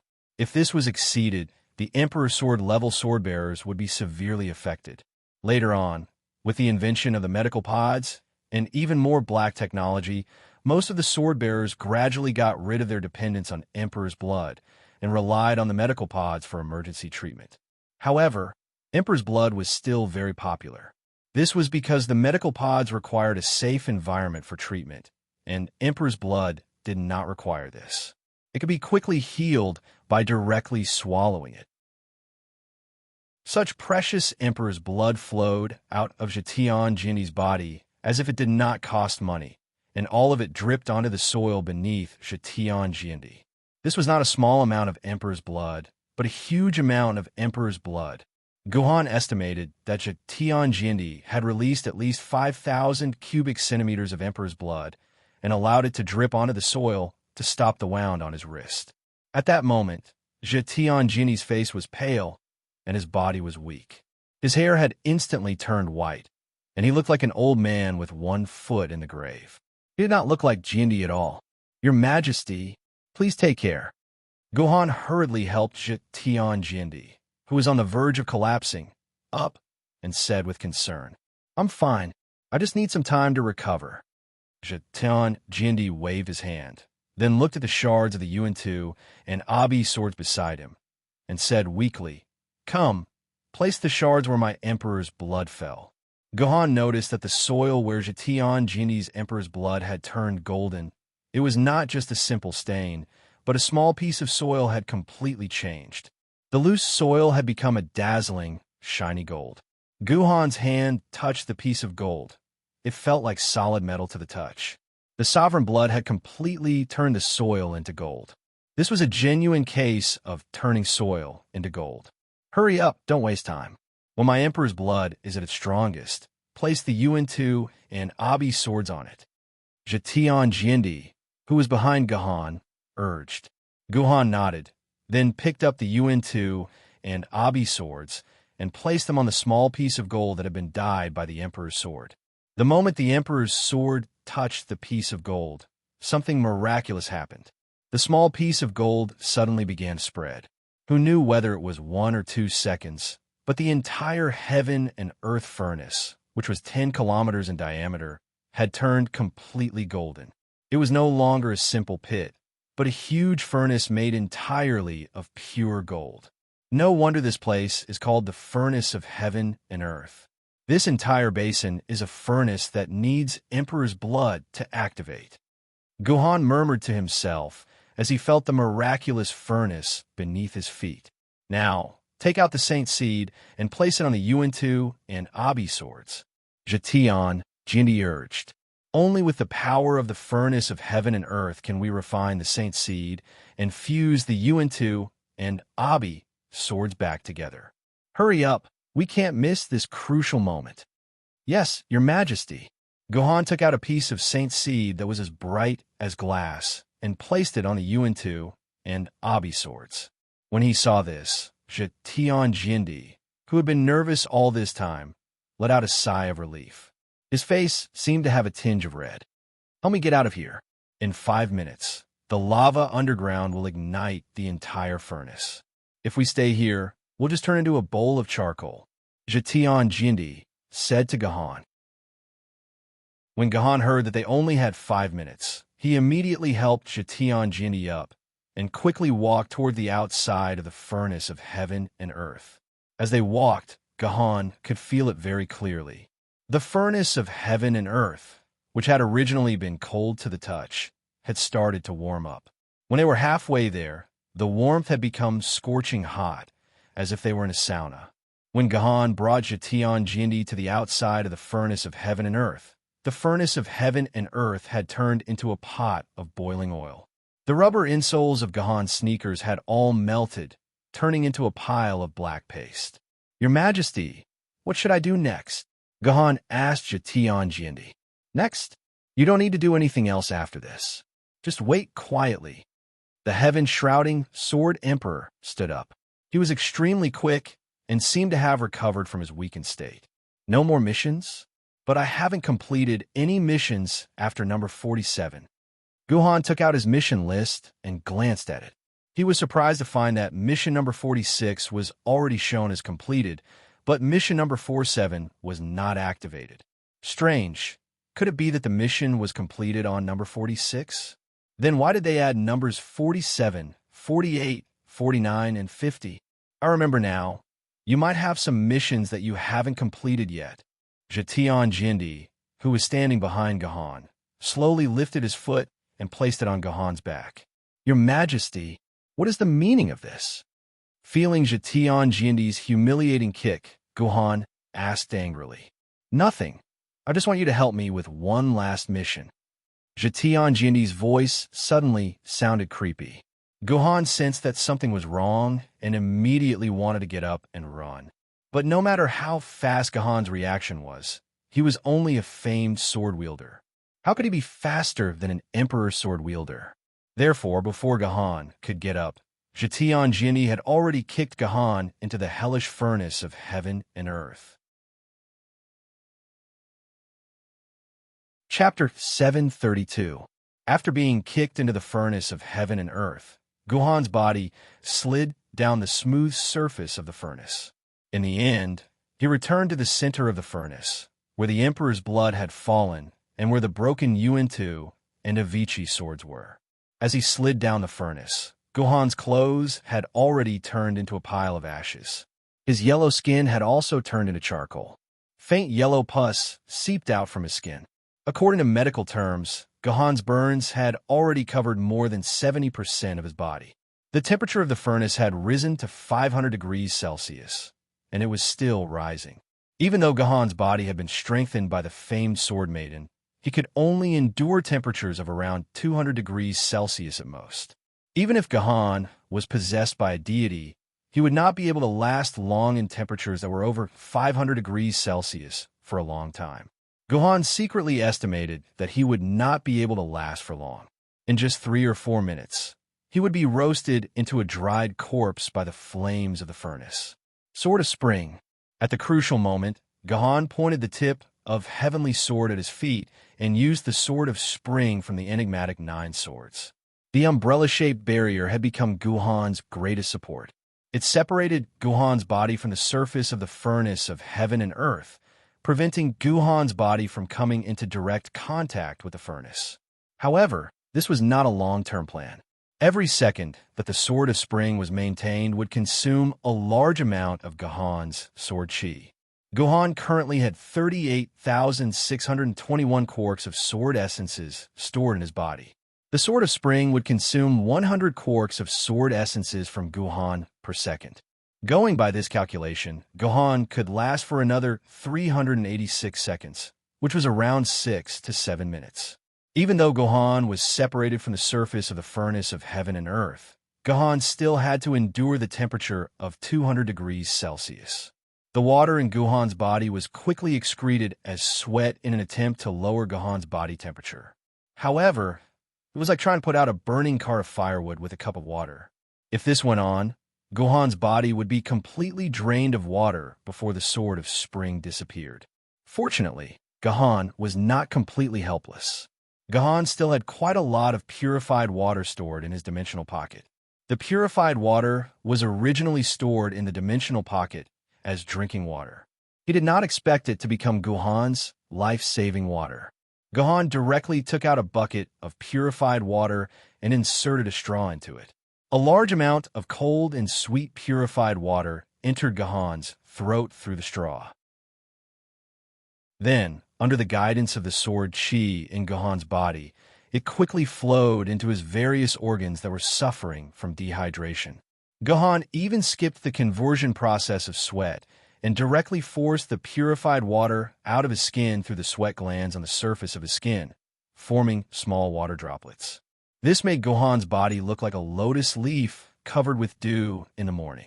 Although these dew droplets would evaporate in less than a second due to the high temperature of over 200 degrees, this successfully stopped Guhan's body temperature from rising any further. Guhan estimated that this bucket of purified water could allow Guhan's body to last for about 3 minutes, and there were still 4 or 5 buckets of purified water in Guhan's dimensional pocket. Therefore, Guhan only had 6 or 7 minutes left. Perhaps it was not even 6 or 7 minutes, because the temperature of the furnace of heaven and earth had already risen to 800 degrees, and the temperature of the air had risen to 300 degrees. If Guhan could not find a way to escape from the furnace of heaven and earth within these 6 or 7 minutes, Guhan would definitely die. It's not like there's no way. Guhan looked up at the sky above him. At this moment, he could faintly see an oval-shaped, transparent lid in the sky. This lid had completely covered the furnace of heaven and earth, and not even a trace of air could escape. If not for this lid, Guhan could have used a sword-controlling technique like the 9 swords of mysterious heaven, engraved swordsman, to control the heavenly sword to fly and escape with Guhan. Unfortunately, this lid was formed by the heavens and earth, and unless the entire furnace of heaven and earth was destroyed, there was no way to penetrate it. From the looks of it, Guhan was completely trapped here. He was trapped in a hopeless situation where he had no chance of survival. Your Majesty, shrouding the heavens. Please don't joke around. Hurry up and save me. In this desperate situation, it seemed that Guhan could only beg shrouding the heavens Jindi, who was outside the furnace of heaven and earth, to save him. I never joke around. Shrouding the heavens Jindi's cold voice rang in Guhan's ears. This is your home. You can die here in peace. Why? Guhan seemed to be on the verge of breaking down. He sounded like he was about to cry. Why does His Majesty want to harm me like this? How did I offend His Majesty? I've completed all the tasks His Majesty gave me these past 2 days without a single mistake. I'm here to help His Majesty. Your death will be the greatest help to me. Shrouding the heavens, Jindi harumphed coldly, a hint of joy in his voice. I didn't think that the person she had been waiting for 50 years was such an idiot. I have to thank you. If it weren't for you, I might never have been able to activate the furnace of heaven and earth. What do you mean? Isn't the furnace of heaven and earth activated by your sovereign blood? Guhan asked curiously. Looks like you don't have any medical knowledge at all. Let me ask you, how much sovereign blood did I release? Shrouding the heavens, Jindi suddenly asked Guhan a strange question. How would I remember such things? Guhan replied in confusion. He didn't seem to understand why shrouding the heavens Jindy would ask him such a question. Then let me tell you, I released at least 5,500 cubic centimeters of sovereign blood. Shrouding the heavens Jindy's voice was still weak. Let me tell you something common sense. Even if he's a Jindy, a normal-sized human would only have 4,800 cubic centimeters of blood. Even if I drained all the sovereign blood in my body, I wouldn't be able to release 5,500 cubic centimeters. I don't understand. What does this mean? Gahan was still confused. Then let me tell you, this means that the sovereign blood that flowed out wasn't mine alone, but two people's. As soon as shrouding the heavens, Jindy spoke, Gahan saw a figure fly in from outside the furnace of heaven and earth, crashing towards him. Gahan hurriedly reached out and caught the person in his arms. When he looked closely, Gahan was given a big fright. Ching, what's wrong? Ching, The person Gahan caught was none other than shrouding the heavens Jindy, I Ching. However, this was not the sinister man who had just spoken to Gahan, but the real female I Ching. However, unlike the I Ching that Gahan had seen before, the I Ching in Gahan's arms no longer had the pure and gentle demeanor of a young girl. Instead, she looked like an old woman. Her hair was already white, and her face was full of wrinkles. However, Gahan could feel I Ching's bones through her loose skin. Yes, this was the world 56 years after the rise of Heroes Instance Dungeon. I Ching was now 70 years old, and a 70-year-old person should look like this. No, that's not right at all, Gahan mumbled to himself. I Ching is already an empress. She is Jindy. As long as she is willing, she can always maintain her appearance when she thinks she is at her most beautiful. There has never been a female Jindy who is willing to face the world with an old face. If the person in my arms is the real Ching, then who are you? And who is shrouding the heavens Jindy? Gahan asked blankly. I am shrouding the heavens Jindy. Outside the furnace of heaven and earth, the man's voice was still there. She is also shrouding the heavens Jindy. Our fates were once intertwined, but now it is time to end it. From now on, there is only one shrouding the heavens Jindy in this world. You and your Ching, should go where you belong. In another 50 minutes, the temperature of the furnace of heaven and earth will reach its highest temperature of 108,000 degrees Celsius. Ching has waited for you for 50 years, but she did not expect to die with you. I have fulfilled her wish, and I have done a little. Before he could finish listening, Gahan suddenly felt a severe ringing in his ears. Then, shrouding the heavens Jindy, who was outside the furnace of heaven and earth, did not say another word. Damn it, my body is on the verge of collapsing. The ringing in his ears made Gahan realize that his body could not withstand the high temperature any longer. In the 3 minutes that Gahan and shrouding the heavens Jindy talked, the temperature in the furnace of heaven and earth had risen to 1,500 degrees Celsius. This reduced Gahan's original estimate of 6 to 7 minutes to about 4 minutes. 3 minutes had passed, and Gahan only had 1 minute left.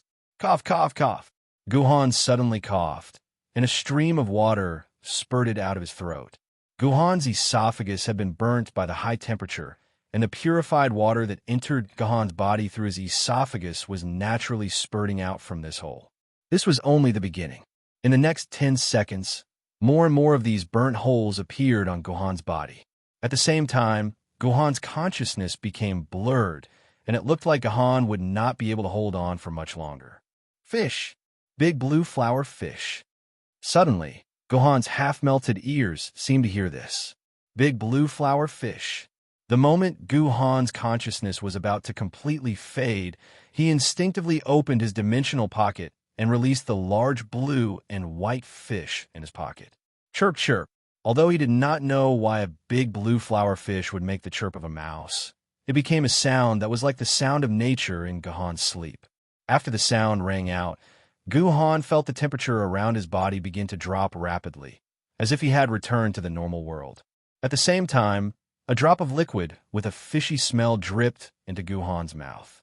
Gahan felt a wave of comfort throughout his body, and the pain in his body disappeared.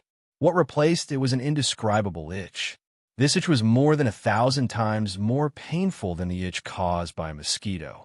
Gohan instinctively stretched out his hands, eager to scratch his body. "You can't scratch. This is your body recovering." Gohan heard I Ching's voice again, but this time it was filled with an aged feeling. Chapter 733. After who knew how much time had passed, Gohan opened his eyes and found that his body had completely recovered. Even his charred skin had returned to its original color. Additionally, his skin was more delicate, like the skin of a newborn. Gohan could not help but recall how when Maiden looked when she first came out of the medical bay. When he looked again, he saw that the large cyan flower fish was swimming in the air. It was swimming in a perfect circle around Gohan. Blue, crystal-like snowflakes kept falling down from the scales of the large cyan flower fish. It seemed that it was because of these snowflakes that the temperature around Gohan had dropped to room temperature. He could no longer feel the shockingly high temperature of the furnace of heaven and earth. "Husband, Gohan, you're finally awake." I Ching's aged voice rang in his ears. Gohan turned his head and saw I Ching sitting peacefully beside him. If it were not for the light of infatuation in her eyes, Gohan would have thought that she was just an old granny next door. "You wanted to call me husband, didn't you?" Gohan didn't expect that the first thing he said would be this sentence. However, after thinking about it carefully, ever since the beginning of the Heroes Begin with Insignificance Instance Dungeon, every time he met I Ching would always call Gohan husband. Just now, I Ching had even said the word husband out loud. In the end, she still called Gohan Gohan. Chinger wouldn't dare. I Ching lowered her head in pain. How could Ching call husband husband in this state? After saying that, I Ching's expression became even more pained. Ching is old and weak. I wouldn't dare to blaspheme husband. I'm also not fit to be husband's wife. Ching should just call husband Gohan. If it were not for the fact that Gohan did not like to complain, Gohan would have complained about I Ching's words. Although she said that she didn't dare to call Gohan husband, she called him husband more than anyone else. However, I Ching's husband made Gohan's heart ache. He could imagine how much pain I Ching would feel if she didn't even dare to call him husband because of his appearance. "From now on, you will still call me husband. Otherwise, I won't say another word to you." Gohan looked at I Ching's face and said calmly but firmly, "Husband." I Ching raised her head in surprise. Her wrinkled face had a pair of clear eyes that were as bright as a baby's. She was a little hesitant, but in the end she still called out tentatively, "Husband." And Gohan nodded and placed one of his hands on I Ching's cheeks. Feeling its rough, granny-like skin, his voice suddenly became heavy. "I'm here. Thank you, husband. Ching is so happy."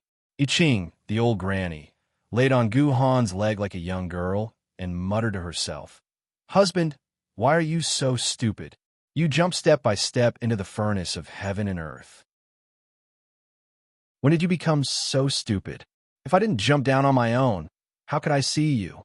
Gohan played with I Ching's hair. I Ching's body had become extremely old, but her hair, although pale, was full of tenacity like a young girl's hair. "Didn't you arrange so much just to make me jump down on my own?" Actually, when he first saw Jitian Jindi, Gohan did not suspect Jitian Jindi's identity. Jitian Jindi was very cold to him and acted as if he didn't know Gohan at all. He didn't show any extra emotions. But at that time, Gohan did not suspect Jindi at all because he thought that I Ching might have some difficulties. Or perhaps the abnormal node had not been activated, and this storyline dungeon was still a normal storyline dungeon. Jitian Jindi was just a simple NPC, and I Ching's memories of the dungeon had not been activated. But when Gohan met Jitian Jindi for the second time, Gohan noticed that something was wrong. In the corner of the room, there was something that looked like broken glass. For a house, this was not something to be suspicious about. Who didn't have some broken glass in their house? But this broken glass had left a deep impression on Gohan. It was not a piece of glass, but a piece of gemstone. This gemstone had an extraordinary meaning to I Ching. It was the necklace left behind by I Ching's mother. Gohan and I Ching had found it at the entrance of the Ibis shrine. Gohan clearly remembered that I Ching had hidden the necklace in her bosom. If Zetian Jinni was really I Ching, then he would not have treated the necklace like trash. Even if the necklace was accidentally broken, she would have collected all the fragments and treasured them like a treasure. From that moment onwards, Gohan started to doubt whether the Zetian Jinni in front of him was the real I Ching or not. What happened next was the strange reactions of Bast and Anubis. When Anubis heard Gohan's request, his first reaction was to run away with a white dwarf key that contained the Saint Seed. Although Bast persuaded Anubis to spit out the white dwarf key, he still tried to stop Gohan from completing his mission. If it were not for Gohan's quick wits, Gohan would still be searching for that door. Bast also left the big viridescent flower fish for him. Although Gohan did not know why Bast left the big viridescent flower fish for him, now that he saw the safe environment created by the big viridescent flower fish, Gohan would be a complete fool if he still did not understand. What made Gohan the most suspicious was the Saint Seed. The reason was simple. The Saint Seed was in Anubis' stomach. Why didn't Zetian Jinni ask Anubis for it himself? Why did he have to turn around and ask Gohan to do this? Moreover, he wanted Gohan to go to I Ching's house. Actually, this was a completely unnecessary step. Going to I Ching's house was meaningless to the mission. At that time, Gohan had already guessed that Zetian Jinni was not I Ching at all. He did not know where the Saint Seed was hidden at all. He might have become Zetian Jinni's tool, a tool to help him find the Saint Seed. So hubby has found out. I Ching smiled like a young girl. Then why did hubby still barge in like an idiot? Wouldn't it have been better to hide far away with the Saint Seed? But I wanted to see you. Gohan sighed. If I did not jump into the trap, how could I see you? Hubby. I Ching was extremely touched. She caressed Gohan's face with her hands, wanting to say something. However, she choked for a long time and did not say what she wanted to say. She only looked at the surrounding air that had turned orange-red. For the air to turn this color, it meant that the air was burning. The temperature outside of the large green flower fish was probably over 5,000 degrees Celsius. More importantly, the green flower fish's swimming speed was decreasing. If the green flower fish was a speeding sports car at the beginning, then it was at most a motorcycle now. It would not take long for the green flower fish to stop. When that happened, it would be the end of Gohan and I Ching. What's going on? Gohan's face was filled with doubt. Although I guess that this Zetian Jinni is fake, I still don't know anything else. Who is this fake Zetian Jinni? What happened between you two? I'm sorry, hubby. There are some things I can't tell you. Otherwise, the future won't be the real future. I Ching said helplessly. The future. Gohan's movement paused for a moment. He asked a question that had been lingering in his mind for a long time. Did we know each other in the past or in the future? Or will I return to the past one day in the future and meet you? This guess had been brewing in Gohan's mind for a long time. Combining everything that happened every time he met I Ching and I Ching's amazing prediction ability, Gohan could not help but suspect and guess that he would return to the past through the space-time tunnel one day in the future. Just like the beginning of the heroes begin at the end dungeon, he met I Ching 700 years ago. In fact, in Gohan's mind, this guess could no longer be called a guess. Gohan was almost 90% sure that he would return to the past in the future. It's not like that. Unexpectedly, I Ching denied it directly. She shook her head.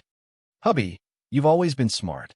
How could you not know that the future is always unpredictable? A future that you haven't seen with your own eyes is not the future. Hubby, don't think too much about it. When the future becomes the present, all the answers will appear on their own. I Ching's words were very confusing. Even Gohan could not understand the meaning of I Ching's words. However, Gohan knew that he would not be able to get the answer from I Ching. Then what's going on? Who is this fake Zetian Jinni? Why did he do this to you? Gohan decided to first clarify the matter of the fake Zetian Jinni. He's not fake. He did not expect I Ching to answer like this. He is the real Zetian Jinni. Zetian was originally named by him. My real emperor title is not Jitian Jindi, but Sai of Cold Jindi. From a certain point of view, he is the real Jitian Jindi, and I am the fake Jitian Jindi. He did not expect I Ching to give such an answer to Gahan. Sai of Cold Jindi. No matter how stupid Gahan was, he could still understand. The so-called Sai of Cold Jindi meant that she missed Gahan. I Ching, this silly girl, actually planned to put her longing for Gahan in the emperor title. What did Gahan do to deserve such love from I Ching? Chapter 734. My relationship with Jitian is very strange. Due to some special reasons, I have to use the same identity as Jitian, and I have to do everything with him. In reality, we're like conjoined twins, sharing the same organs. We can't be separated, or we'll both die. I Ching explained her relationship with Jitian Jindi to Gahan, but it was clear that she was still hiding many things from Gahan.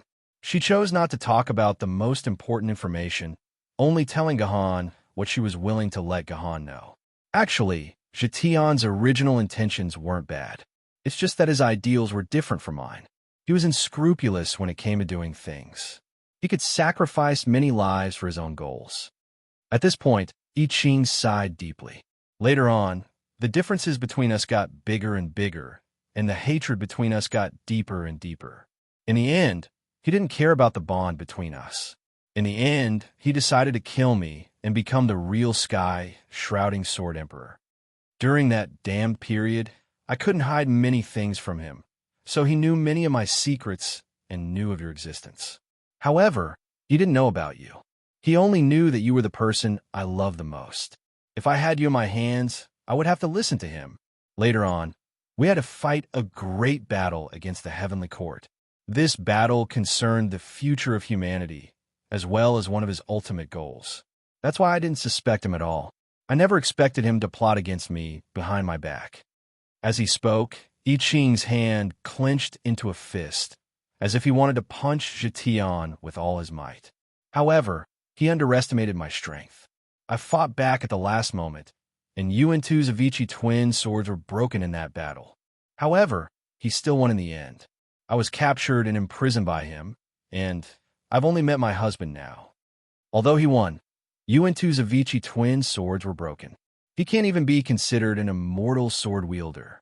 Furthermore, he has offended many people, especially the Yanjing city. There are countless people who want him dead. If it weren't for the Lun Yin clan suppressing him, he would have died long ago. People like him can't accept such a situation, so he has to find a way to repair the broken Yuan-Tu and Avici swords. If you want to repair the Arch Sword, you must find the Worldly Furnace and the Saint's Seed. Everyone in Jindi knows the location of the Furnace of Heaven and Earth, but no one knows where the Sage Seed is. As I said before, he knows some of my secrets, including the secret of the Sage Seed. He knows that I have a Sage Seed, but he doesn't know where it is hidden. Therefore, he began to torture me in various ways, wanting to force me to tell him about the Sage Seed. He has underestimated Ching too much. Since Ching could become Jindi, how could she succumb to a little pain? In the end, he gave up on interrogating Ching and shifted his target to my husband. He believed that as long as he could capture my husband, he would definitely be able to use your life to force out information about the Sage Seed. But he has only heard of my husband's name. He doesn't know anything else about you. However, he knows that Iceies and the others have interacted with you for a period of time. That's why he shifted his target to Iceies and the others. Husband, please don't blame Iceies and the others. At first, they were as loyal and unyielding as Ching, but when Jitian used Anubis's life to force them, they had no other choice. Fortunately, you erased most of their memories before you left Ching. They only remember that you are from Yuzhong City, and that you will only appear after Yuzhong City appears. Jitian doesn't know anything about Yuzhong City, because there is no such city in this world. However, Jitian is very knowledgeable, and knows that Yuzhong used to be an ancient name for NC City. He suspects that you're hiding near NC City, so he dug 3 feet into the ground to find you. At this point, I Ching seemed to think of something funny and laughed happily. Of course, Zhetian's digging 3 feet into the ground couldn't be hidden from the people of Yanjing City, so he simply announced to the public that he wanted to build the second headquarters city in China and named it Yuzhong City. Everyone believed it. They all thought that Zhetian wanted to make up for his regret of falling from Jindi, so he wanted to use Yuzhong City to deeply carve his name in history so that he could become a true Jindi. Wait, you mean the reason why Zhetian Jindi built Yuzhong City was to find me? Gohan asked incredulously. He had always thought that Yuzhong City was built by I Ching, but he never thought that in the end, the source of Yuzhong City's founding was him. It was Zhetian Jindi who built Yuzhong City to find him. The beginning of Yuzhong City was just a lie. Yuzhong City was actually a city built on a lie. Husband, don't you think it's ridiculous? I Ching laughed again. In fact, this is a wonderful fate. It is like a low-quality online novel, arbitrarily altered by an invisible pen and an inaudible voice. We are just the pen's playthings. In fact, before you came, he was already very annoyed yesterday. Staying here day after day made his mind close to a state of collapse. If you had appeared a few days later, perhaps this lie would have collapsed on its own. Yesterday, he didn't know my husband at all. He had never seen my husband's face or seen his photo. He didn't even know my husband's name. Therefore, when his husband first appeared in front of him, he thought that his husband was just an ordinary sword wielder. Number 40 to 50 on a mission list was to repair the UN-2 and Avicii twin swords. He randomly found 10 missions that were impossible for you to complete, so that you would never be able to complete this mission. At this point, I Ching revealed a bitter smile. However, no one expected that Lord Husband was once Anubis's master. Anubis could not refuse Lord Husband's orders. Moreover, Anubis happened to know that the key to repairing the UN-2 and Avicii twin swords was the Sage Seed. Coincidentally, the Sage Seed was hidden in Ching Er's stomach, so he had to spit out the White Dwarf key. So, Anubis wanted to escape and tried to escape to resist my orders, right? Hearing I Ching's words, Gohan also understood the coincidence. But why did Batet appear? There was no need for him to appear. That was because of my orders. I Ching smiled bitterly. Zhetian thought that he had completely trapped me, but he did not know that because Bastet's divinity was in my hands, he could secretly communicate with me through the divinity. When he reported the news of your appearance to me, I decided to make the best of it and let the Sage Seed be in your hands. That way, we would still have a chance of survival. But why are the steps for mission numbers 40 to 50 written so clearly on this mission list? Gohan took out the yellowing mission list. Just as he asked the question, he immediately slapped his head hard and came to a sudden realization. I understand now. Actually, when I first appeared in front of Batet, you had already made up your mind to do this. So when I passed this mission list to Batet, Batet had already modified it. The mission for the big blue flowerfish and the missions for number 40 to 50 were all modified by Batet, right? That's why this mission mysteriously ended at number 46, and there was not a single word on number 47 to 50. No, it wasn't modified later. It was always like this. I Ching revealed a sly smile. Batet pretended to betray me. When my husband completed the Anubis mission, he had already revealed the half-truth to Zhetian. He told Zhetian that the Sage Seed was hidden in my husband's house, and that the key was hidden in Anubis' stomach. My husband's personality is as unyielding as mine, so he could not force him through torture. He could only use the mission to lure my husband into taking out the Sage Seed. I see. No wonder Zhetian Jindi would wait for me here at the furnace of heaven and earth. At this point, the plot behind the dungeon was completely revealed. Zhetian and I Ching had been toying with each other. The mantis stalks the cicada, unaware of the oriole behind. In the end, all of this had fallen into I Ching's trap. But Ching, why did you do this? Gohan looked at the big blue and white fish above him. At this moment, the speed of the big blue and white fish had decreased from the speed of a sports car to the speed of a bicycle. Moreover, the amount of crystalline powder falling from its body was also decreasing, and Guhan could even feel the temperature around him continuing to rise. This meant that the big blue and white fish's cooling protection was about to disappear. At this moment, the air outside the big blue and white fish's protective barrier had turned orange-red, and the entire air was burning. The temperature inside the furnace of heaven and earth was probably over 20,000 degrees Celsius. As soon as the big blue and white fish's protective barrier disappeared, Gohan and I Ching would instantly turn into a pile of ashes. That was why Gohan could not understand why I Ching's plan was to put both of them in such a dangerous situation. To repair the Yuan-Tu and Avicii swords, not only does she need the furnace of heaven and earth and the sage seed, she also needs to fulfill a condition. I Ching suddenly said, "What condition?" Gohan asked subconsciously. The soul of the Yuan-Tu and Avicii swords wielder. I Ching said with a smile. Chapter 735. Soul. Gohan murmured. Yes, it needs the soul of its wielder. I Ching smiled. The Yuan-Tu and Avicii swords weren't simply broken, but they had worn each other's souls away during the fight. The souls of the two sword ladies have completely disappeared. Even if the Saint Seed repaired their swords, I'm afraid the Yuan-Tu and Avicii swords won't be able to transform into sword ladies after losing their souls. So, if you want to repair them completely, you have to inject a soul into the Yuan-Tu and Avicii swords. This soul must have a deep connection with the Yuan-Tu and Avicii swords. The only soul that can have such a connection is the soul of their wielder. I see. Yesterday, you wanted to refine your soul into the Yuan-Tu and Avicii swords, right? Hearing this, Gohan hated someone for the first time. He wanted to go out and kill him immediately. That person was the founder of Yuzhong City, the unparalleled Zhetian Jindy. Hey, isn't this what I experienced? Gu Yun suddenly said from Gohan's purple mansion. Gu Yun also injected her soul into the Douyu sword. It feels the same as Gu Yun.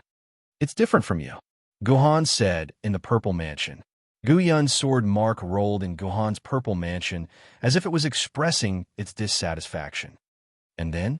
What's your plan? Gohan looked at I Ching and asked curiously, since you knew that Tian needed your soul to repair the Yuan-Tu and Avicii swords, you still deliberately let me jump in. You must have a plan. I really can't hide anything from you, husband. I Ching stuck out her tongue. Logically speaking, a 70-something-year-old grandma suddenly sticking out her tongue was really not something people were used to seeing. Zhetian and I are actually the wielder of the Yuan-Tu and Avicii swords. After the Yuan-Tu and Avicii swords are repaired, whoever is closest to the two swords will be the first to obtain the ownership of the two swords. Husband, between me and Zhetian, who is closest to the two swords? I Ching asked with a smile. Of course you're the closest. Both of you are locked in the furnace of heaven and earth with him. But do you think your soul is necessary to repair these two swords? You don't even have a soul anymore. So what's the point of obtaining these two swords? Gohan suddenly paused here, and a terrified expression appeared on his face. Ching, you can't be thinking of, you can't be. It seems that my husband has already guessed it. I Ching smiled sweetly. Do you want to be the real Jindy for once? Outside the furnace of heaven and earth, Zhetian Jindy was watching the scene inside nervously. Because the entire cauldron of heaven and earth was covered in scarlet flames, Zhetian Jindy couldn't see what was happening inside the cauldron of heaven and earth. Suddenly, the scarlet flames inside the cauldron of heaven and earth began to quickly retract, as if there was a black hole in the center of the cauldron of heaven and earth, sucking in all the flames. It's fixed. It's finally fixed. Zhetian Jindy stood up excitedly and jogged to the transparent lid of the cauldron of heaven and earth, wanting to see what was going on inside. Zhetian Jindy didn't care, even when the heat from the cauldron of heaven and earth made his skin smell like it was being roasted. Finally, all the scarlet flames disappeared, and the temperature of the cauldron of heaven and earth dropped rapidly. On this day, he finally saw what the center of the cauldron of heaven and earth looked like. Oh my Kinzu.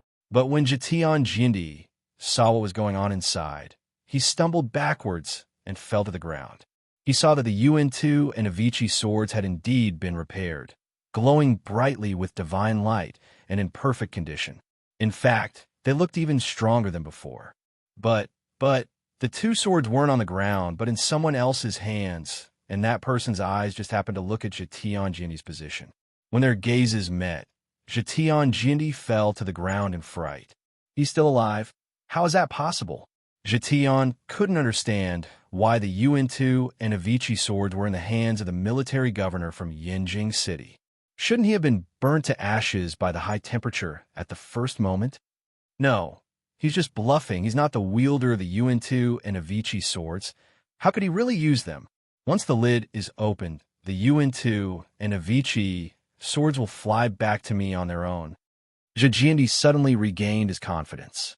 The UN-2 and Avicii swords were definitely his, and the wielder of the military governor was just lucky enough to survive. I understand now. I Ching, you silly girl, you must have used up your last drop of imperial blood to save this idiot's life. Jitian Jindi chuckled. But what's the point? So what if he survives the cauldron of heaven and earth? Does he still have the ability to survive my hands? But don't worry. If you love him so much, then I'll treat him well. I'll let him die a quick death. Perhaps that's what you're hoping for, silly girl. My silly girl. The heaven-shrouding sword emperor sneered as he stood up and looked at the transparent lid.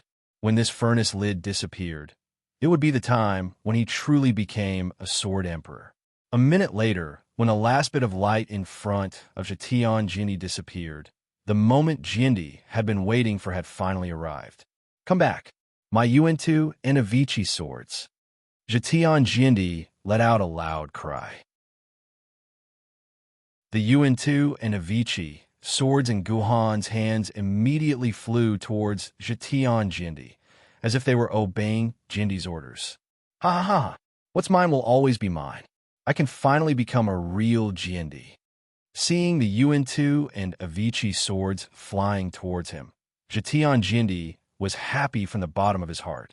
A serious little old man like him was actually behaving like a Chinibu. Jitian Jindi was about to catch the UN-2 and Avicii swords that he had been looking forward to for a long time. Only then did he notice that it wasn't just the UN-2 and Avicii swords that flew back, but also Guhan, who no longer had any killing intent. There was no complicated and intense fight, nor was there a final struggle. Without the UN-2 and Avicii swords, Jitian Jindi was just a spirit sword wielder. In this state, Jitian Jindi couldn't even defeat the original Guhan, let alone Guhan, who was now holding the UN-2 and Avicii swords. These two swords lightly stabbed into Jitian Jindi's body, and Jitian Jindi's heart was torn into pieces. Then, Jitian Jindi's entire body was completely torn into molecules by the innate killing sword chi released by the UN-2 and Avicii swords. In this situation, even the golden sovereign blood couldn't save Jitian Jindi.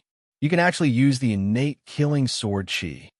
Because Guhan's sword chi didn't touch Jitian Jindi's head, relying on the sovereign blood, Jitian Jindi, who only had a head left, was still able to maintain his consciousness and start conversation with Guhan. P.S. Actually, there's a bug in this. Because Jitian Jindi only has a head left, his vocal cords should be damaged. Jitian Jindi can't actually speak, but the author doesn't intend to change it. It's enough to make everyone laugh. Of course, I'm now the wielder of the UN-2 and Avicii swords, so of course I can use the innate killing sword chi of the UN-2 and Avicii swords. What's so strange about that? Guhan asked. No, that's impossible. I'm the wielder of the UN-2 and Avicii swords. Who do you think you are? You're just I Ching's lover. How can you use the UN-2 and Avicii swords? Tell me. Why is that? Why? The heaven-shrouding sword emperor's voice gradually became a little crazed. Clearly, he wanted to know what was happening in front of him. He wanted to know why Guhan could use the UN-2's Avicii twin swords. He was clearly the wielder of the UN-2's Avicii twin swords. The reason is simple. It's because Just as Jitian Jindi was about to listen to Gahan's explanation, a burst of innate killing sword chi exploded in Jindi's head. Yesterday, Jindi's head had exploded like a watermelon with a Samsung Note 7 in it. Jitian Jindi had been waiting for the answer to that question even as he died. Why didn't you tell him the truth? When Jitian Jindi was gone, the Yuan-Tu and Avicii swords in Gahan's hands shifted, and I Ching reappeared in front of Gahan. She didn't look old anymore, and had returned to her most beautiful years.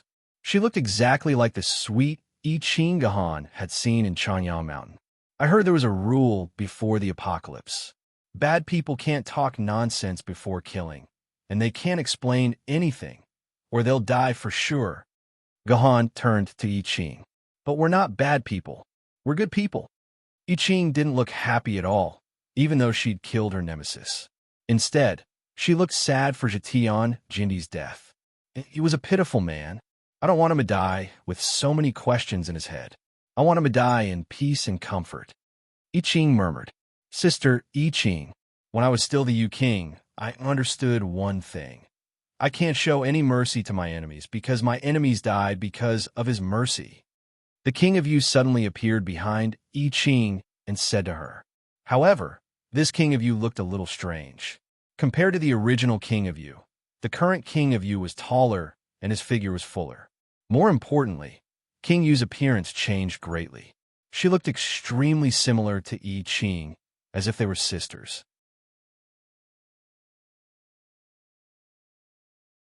Chapter 736. Sister Queen Yu. Oh no, I think it's more appropriate to call you Sister Avicii. I Ching turned around and looked at Queen Yu, who was like her own sister. She smiled and asked, How is it? What's the difference between being an Emperor's sword mistress and a famed sword mistress? It's very powerful. At this point, Queen Yu's fingertip trembled slightly. Then a strand of innate killing sword chi surged out from her fingertip. This strand of sword chi shot into the ground and instantly blasted open a 10-meter-deep crater. This was only Queen Yu's unconscious strand of innate killing sword chi. If Queen Yu consciously controlled this strand of sword chi, it wouldn't be a problem for her to blast open a 100-meter-deep crater.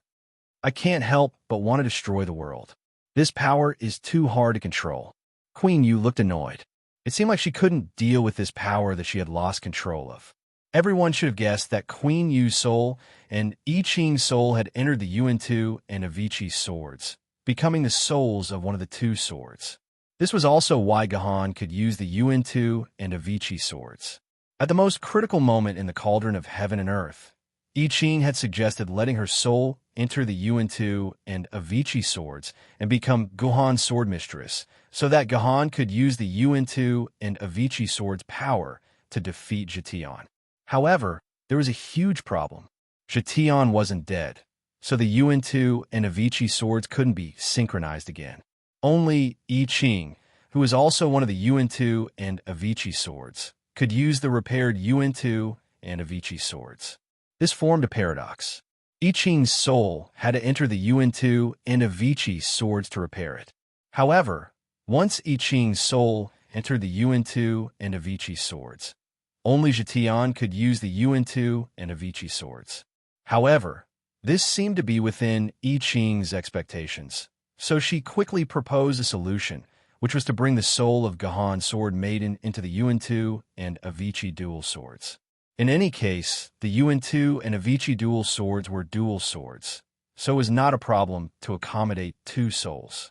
In this way, the newborn Avicii sword was innately connected with Gahan's Zifu. The Avicii sword and the Avicii sword were originally one. Once the Avicii sword was connected with Gahan, the Avicii sword would naturally be connected with Gahan. Then, Gahan would become the master of the Avicii sword through another method. With the impending crisis, Gahan could only agree to I Ching's suggestion. However, I Ching was exceptionally firm in her choice of the sword maiden. She insisted that King Yu must enter the Avicii dual swords with her, and that no other sword maidens were allowed. When he thought of how I Ching used King Yu's mysterious liquid as a medium to unlock the White Dwarf key, Gahan felt that there seemed to be a special connection between King Yu and I Ching, so he did not object and agreed. However, this was not enough. To use a sovereign sword like the Avicii sword, one must have more than 10 million quarks of sword essence. To solve this problem, I Ching used a mysterious technique that even Gahan did not know about to temporarily transfer the sword essence in her body to Gahan's body. This allowed Gahan to temporarily have more than 10 million quarks of sword essence. Since I Ching's soul was going to enter the Avicii dual swords, it would be a waste if Gahan did not use the sword essence in his body. However, it was clear that this kind of sword essence obtained through trickery could not last long. After defeating Jetian, Gahan could feel the temporary sword essence in his body constantly decreasing. Originally, I Ching had transferred over 80 million quarks of sword essence to Gahan, but now there was only a little more than 30 million quarks of sword essence left. In another 20 minutes or so, all the temporary sword essence would dissipate, and the Avicii dual swords would return to their sword form.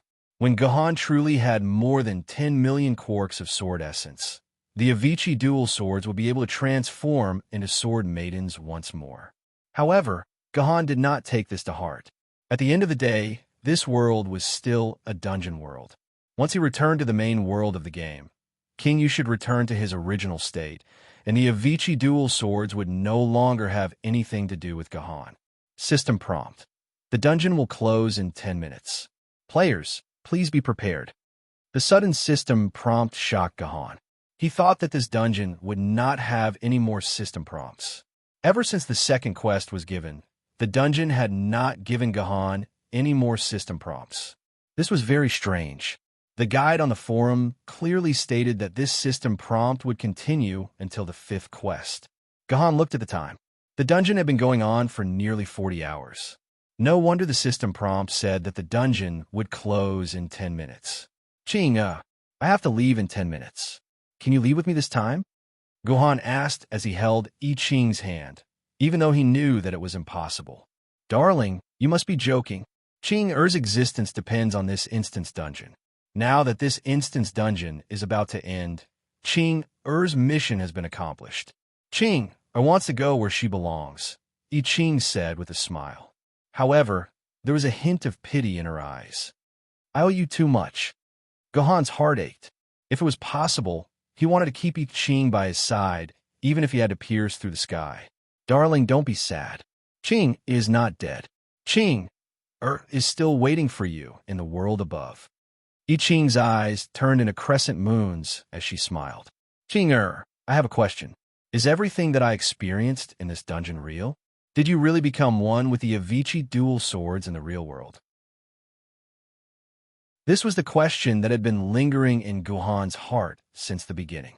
If the history that he experienced in this dungeon was real history, then wouldn't that mean that 700 years ago, I Ching became the sword lady of the Avicii dual swords in order to defeat Jetian? However, according to historical records, Jiandi died 12 years after Yuzhong City was built. There were still 21 years since then. Then who played the role of Jetian Jiandi in these 21 years? If the sword lady of the Avicii dual swords was really I Ching, then why did Gahan have to go to another world to see I Ching? As long as he could find a way to synchronize with the Avicii dual swords in the real world, he would be able to see the real I Ching. It was real, but from now on, it's fake. I Ching's words became incomprehensible again. Don't guess. Just wait for the right time. Then, the truth will jump out on its own. Gahan rolled his eyes at I Ching. Fine, then I'll wait patiently. There's one more thing. It's about King Yu. I don't think I need to repeat what it is. You will definitely be able to help me, right? Of course. Ching is here to solve this problem. I Ching grinned. My husband, do you believe that I won't be able to solve this problem? Actually, you experienced so many things in the instance dungeon. At the end of the day, it's just to help little sister King Yu. Gahan was speechless. He really did not expect that such a troublesome and exciting instance dungeon was just to help King Yu. Then tell me, what should I do? Gahan pulled King Yu, who had his head lowered, to his side. What should I do? Only then can I make King Yu stay by my side forever. At the very least, I have to make it so that no one can take her away. Who else in this world can take away husband's things? I Ching suddenly pulled King Yu into her arms. She lifted King Yu's bangs and made the extremely shy King Yu look straight into Gahan's eyes. Husband, actually, from the moment you jumped into the electric furnace for King Yu, no one could take away your King Yu. From the moment I jumped into the electric furnace, no one can take away my King Yu. Hearing this, Gohan's first reaction was the furnace of heaven and earth. However, he immediately understood that this was wrong. After all, he didn't jump into the furnace for King Yu, but for I Ching. However, when he thought about it carefully, a few months ago, he had indeed jumped into the electric furnace for King Yu. That was after the Wudong Sect's Apex dungeon. At that time, King Yu was almost completely broken. Even a Grandmaster Swordsmith could not completely repair the last wound on King Yu's body. In the end, Gohan jumped into the electric furnace without a care for his own safety and used his own body to repair the last wound on King Yu. Could it be that I Ching meant that after that restoration, no one would be able to take away his King of Yu title? Gohan suddenly remembered that ever since he repaired King Yu gradually lost many of her memories. For example, the memories between her and Kenzu were constantly being forgotten. Instead, the memories before she became the Sword Maiden became clearer. It seems that my husband has guessed it. Even if King Yu Go Jinjian's original body comes online, King Yu won't leave my husband, because King Yu already belongs to my husband alone. What nonsense are you spouting? Before Gohan could react, the King of Yu became irritated.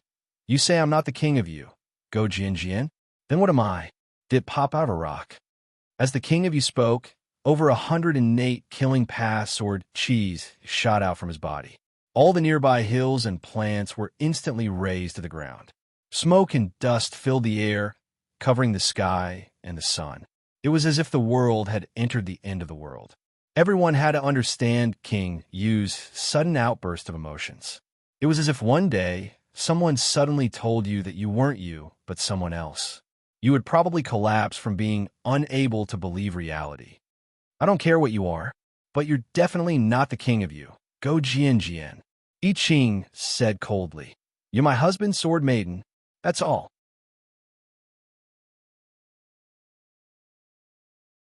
Chapter 737. That's why, even if Yu King Go Jinjian's main body has entered the game, Yu King will not leave me, right?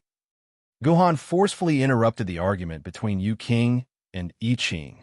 Of course, Yu King and Yu King Go Jinjian are no longer related. I Ching nodded. Hearing I Ching confirm this point, Gohan was speechless. That means my 40 hours of hard work were all for nothing. Even if I did nothing, Yu King will not leave me. It's like this, husband. You're too smart. I Ching's flattery was lacking. At the same time, in the main world of the game, in the tea house that Gohan often drank tea at, Ku Rakin and Yu King Go Jinjian were sitting at Gohan's usual spot. Julvren took small sips of the tea in his hand, while the King of Yu, Go Jinjian, closed his eyes, thinking about something. How is it? Have the fragments of consciousness returned? The anxious Ku Rakin suddenly saw Yu King Go Jinjian slowly open his eyes and immediately asked, They're almost back. Yu King Go Jinjian nodded slightly. I didn't expect so many things to happen in 30 years. However, these fragments of consciousness are just some boring memories. You humans haven't changed at all after 30 years. You bastards. It was unknown what Yu King Go Jinjian's other fragments had experienced, or what experiences they had. However, from Yu King Go Jinjian's ashen face, these fragments did not give Yu King Go Jinjian many happy memories. There's still one missing. Yu King Go Jinjian suddenly frowned. There's still one missing? What's so strange about that? Isn't this something that happens often? There will always be some fragments that disappear because of some shameless scum's actions. I apologize on behalf of those beasts. When Ku Rakin spoke, he was completely relying on the King of Yu, Go Jinjian. He was afraid that if he said anything wrong, he would make this ancestor unhappy. To Ku Rakin, the King of Yu's Go Jin sword was too precious. In order to obtain the King of Yu's Go-Jian sword, Ku Rakin's real body was still locked up in the prison. How could he dare to be disrespectful to the King of Yu's Go-Jian sword? It has nothing to do with you. Why are you apologizing for them? The King of Yu, Go-Jian, and the others glanced at Julvran. If that consciousness fragment was destroyed because of some B** stars, then the system will definitely leave a message for me to tell me the whole story. But the system hasn't given me any information. More importantly, I can vaguely sense the existence of that consciousness fragment, but no matter how I call out to her, she doesn't respond. It's as if she's become an independent entity. The King of Yu, Go-Jian, frowned even harder. That's impossible. In the past 200 years, I've never heard of a sword maiden's consciousness fragment separating from the main body and becoming an independent entity. Did you sense wrongly? Ku Rakin asked carefully. Impossible. My senses can't be wrong. Something must have happened to that consciousness fragment. Let's go now. As he spoke, King of Yu, Go-Jian's sword suddenly stood up and quickly walked out of the tea house. Lady, where are you going? Ku Rakin hurriedly ran out of the tea house. To Jiang'a, King of Yu, Go-Jian's sword's melodious voice rang out. I want to investigate, in the past 30 years, who exactly coordinated my consciousness fragment away. Looks like our efforts weren't completely wasted. I Ching leaned into Gahan's embrace and said softly, at least this dungeon allowed Ching heir to see husband again. Oof. Big sister, I Ching saw husband and there was quite a scene. You want us to work hard for 40 hours before you're willing to tell us the truth. Why didn't you tell your husband the moment he entered the instanced dungeon? That way, you could have saved 40 hours of flirting with each other. How great would that be? King Yu said in a sarcastic and sour tone. So little sister King of Yu changed her address at this time. I Ching suddenly changed the topic and said this out of the blue. What do you mean? What do you mean? King of Yu didn't understand and asked angrily. Of course it's to call husband. I Ching chuckled. This sovereign once asked little sister King of Yu when you changed to call husband, but little sister King of Yu refused to answer this sovereign's question, so this became a huge question in this sovereign's heart. Who would have thought that I would change my address at this time? Actually, little sister King of Yu, you don't know, but this sovereign learned how to call husband from you. What the hell are you talking about? I don't understand a single word. King of Yu took a few steps back and blushed. Who called that stinky thing Gahan husband? Stinky Gahan. Stinky Gahan. Stinky Gahan. You two stop messing around. There's not much time left. We have to leave the dungeon in 5 minutes. Guhan covered her mouth, which was still muttering smelly Guhan. She turned to I Ching and said in a serious tone, this dungeon can't be that simple. I Ching, tell me, what is your real purpose in designing this dungeon? Husband has wronged Ching heir. Ching heir really just wants to help husband and little sister King of Yu. I Ching raised her head, and the corners of her eyes sparkled again. She pulled King Yu's hand, and the two of them looked at each other. Little sister King of Yu, tell me, do you want to be with husband in the game forever? Don't you want to be with husband in the real world? King of Yu hesitated for a while before stomping her feet and replying loudly, I don't want to. I want to be with that bastard Gahan forever. Whether it's in the game or in the real world, I want to be with him forever. After saying this, King of Yu regretted it. She was so embarrassed that she wanted to find a hole to hide in. Well said, little sister. These are Ching heir's words and all of us women's thoughts. There's nothing to be shy about. Who doesn't want to be with husband forever? Who doesn't want to receive husband's love every day? It's just that Ching heir's life is short and can't always be by husband's side like little sister King of Yu. So little sister King of Yu, you must take good care of husband in the future. Let him live a long and happy life. Even if he suffers all sorts of setbacks and pain, little sister will be with husband to share and endure it. I Ching's words came from the bottom of her heart and were deeply moving.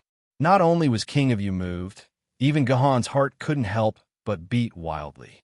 He wanted to keep this woman who loved him forever by his side. But big sister, if it's really as you said, then I'm just a fragment of consciousness. I'm like a lonely ghost that can only slowly drift in this game world. How can I appear by husband's side in the real world? King of you bitter lips, and choked with sobs. I thought I could rely on my main body in the real world, but now, this is the real reason why I let you and husband come to this instant's dungeon. I Ching wiped away the tears on King of Yu's face. Little sister King of Yu, listen to me. Right now, you are no longer just a fragment of consciousness. You have a complete soul like every sword maiden. Right now, you only need a suitable sword maiden body. You just need to let husband find an empty sword maiden body that can synchronize with your soul in the real world. Then, just like what I taught you in the furnace of heaven and earth, borrow the flames and sword essence of the furnace of heaven and earth to enter the empty sword maiden body. Then, you will become a brand new sword maiden, a complete sword maiden, a sword maiden that is the same as all the other sword maidens. She can freely enter and exit the game and the real world and be with husband forever. Do you understand? Is what you said true? As long as I find an empty sword maiden body, I can become a brand new sword maiden. King Yu's face was filled with disbelief. She hugged I Ching's waist and asked over and over again with excitement and trembling. Then, she fell into a state of ecstasy. In the past 40 hours, she could finally put down the biggest stone in her heart. King of Yu fell into ecstasy, but Guhan remained calm. Perhaps the method I Ching told King of Yu could allow her to be reborn in the real world, but it was incredibly difficult. It was even more difficult than asking Guhan to kill the universe, Realm Yuan Ko. Ching, does the method you mentioned just now require the use of the furnace of heaven and earth? Guhan suddenly asked. That's right.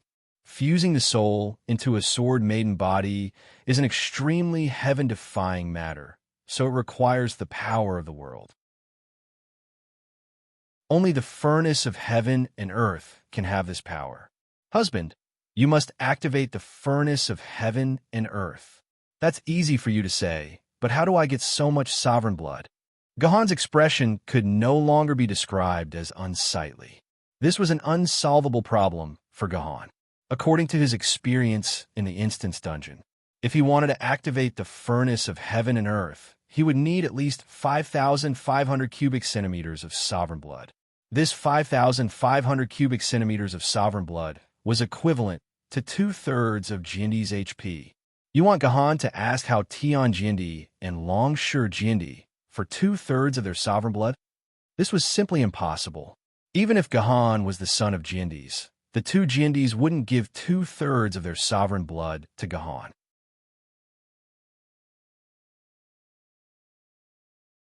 Chapter 738. 5,500 cubic centimeters is the amount needed to repair the Emperor's sword. A famed sword lady doesn't need that much. I Ching waved her hand. That's more like it. Gahan heaved a sigh of relief. If it was only a few hundred cc, then Gahan could still think of something. Gahan knew that there were more than 1,000 cubic centimeters of Emperor blood in Yuzhong City's treasury. Through his relationship with Lu Lei, he might be able to take out a few hundred cc for emergencies. Not much. A 4,000 cubic centimeters is enough. However, I Ching's following words made Gahan's face turn ashen. To Gahan, for 1,000 cubic centimeters and 5,500 cubic centimeters didn't seem to make much of a difference. If Gahan could get 4,000 cubic centimeters, then it wouldn't be difficult to get 5,500 cubic centimeters. In any case, he couldn't get it. Husband, don't worry. Ching has already thought of this for you. I Ching smiled and said, 700 years ago, someone wrote an IOU to Ching. Although this IOU isn't much, it's not a problem for husband to exchange for more than 10,000 cubic centimeters of Emperor blood. More than 10,000 cubic centimeters of Emperor blood. That's not much. What kind of IOU did that person write to I Ching for it to be worth more than 10,000 cubic centimeters of Emperor blood? The value of this Emperor blood was probably enough to buy 1/10 of Yuzhong City. Where's the IOU? Gahan asked. Ching has already told husband the address of the IOU. Husband only needs to go and get it yourself. I Ching's words became strange again. When did she tell Gohan the address of the IOU? However, Gohan seemed to understand what I Ching meant. He nodded and said, "All right, I'll try to find it there. Don't worry, husband." Ching, promise his husband that the IOU is still there. I Ching smiled.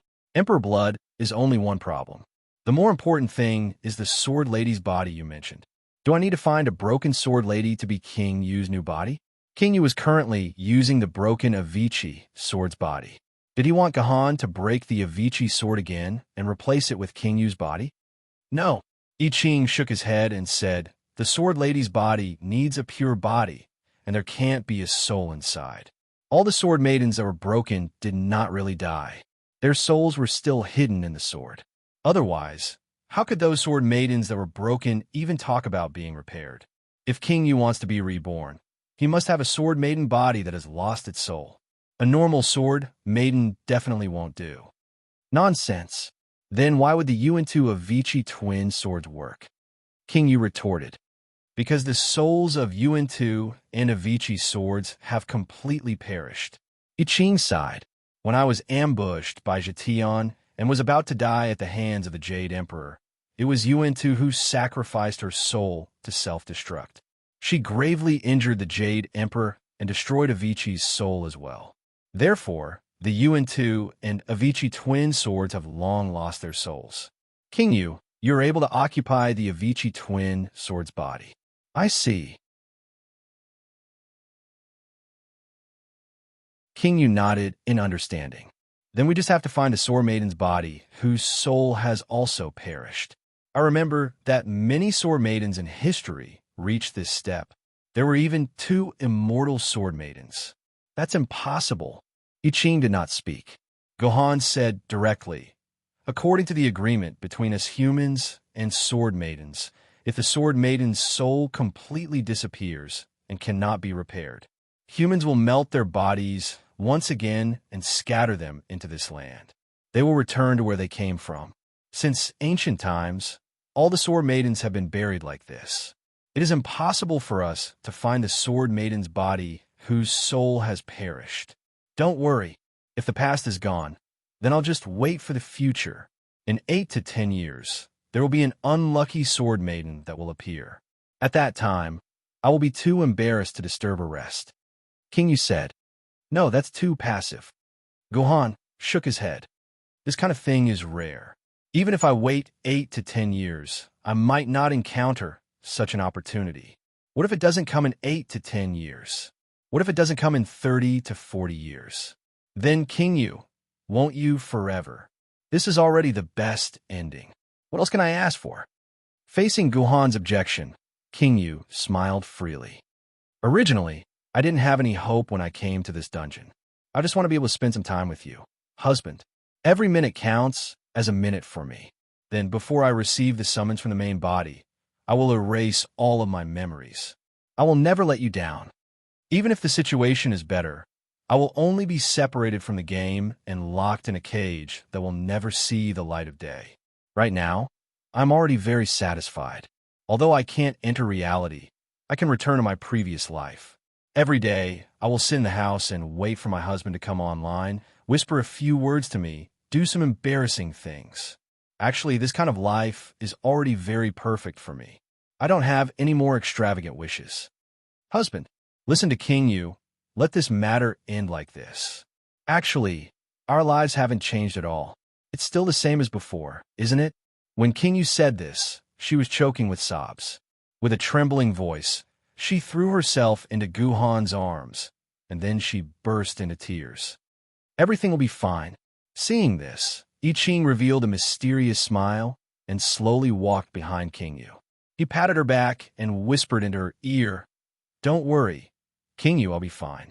Husband, it's time. Ching, has said all that needs to be said.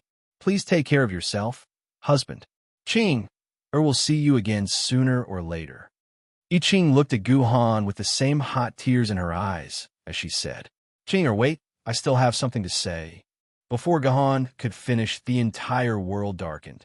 When light once again appeared in front of Gohan, Gohan had already arrived in a steel forest. Hello, Cashier 0791 is at your service.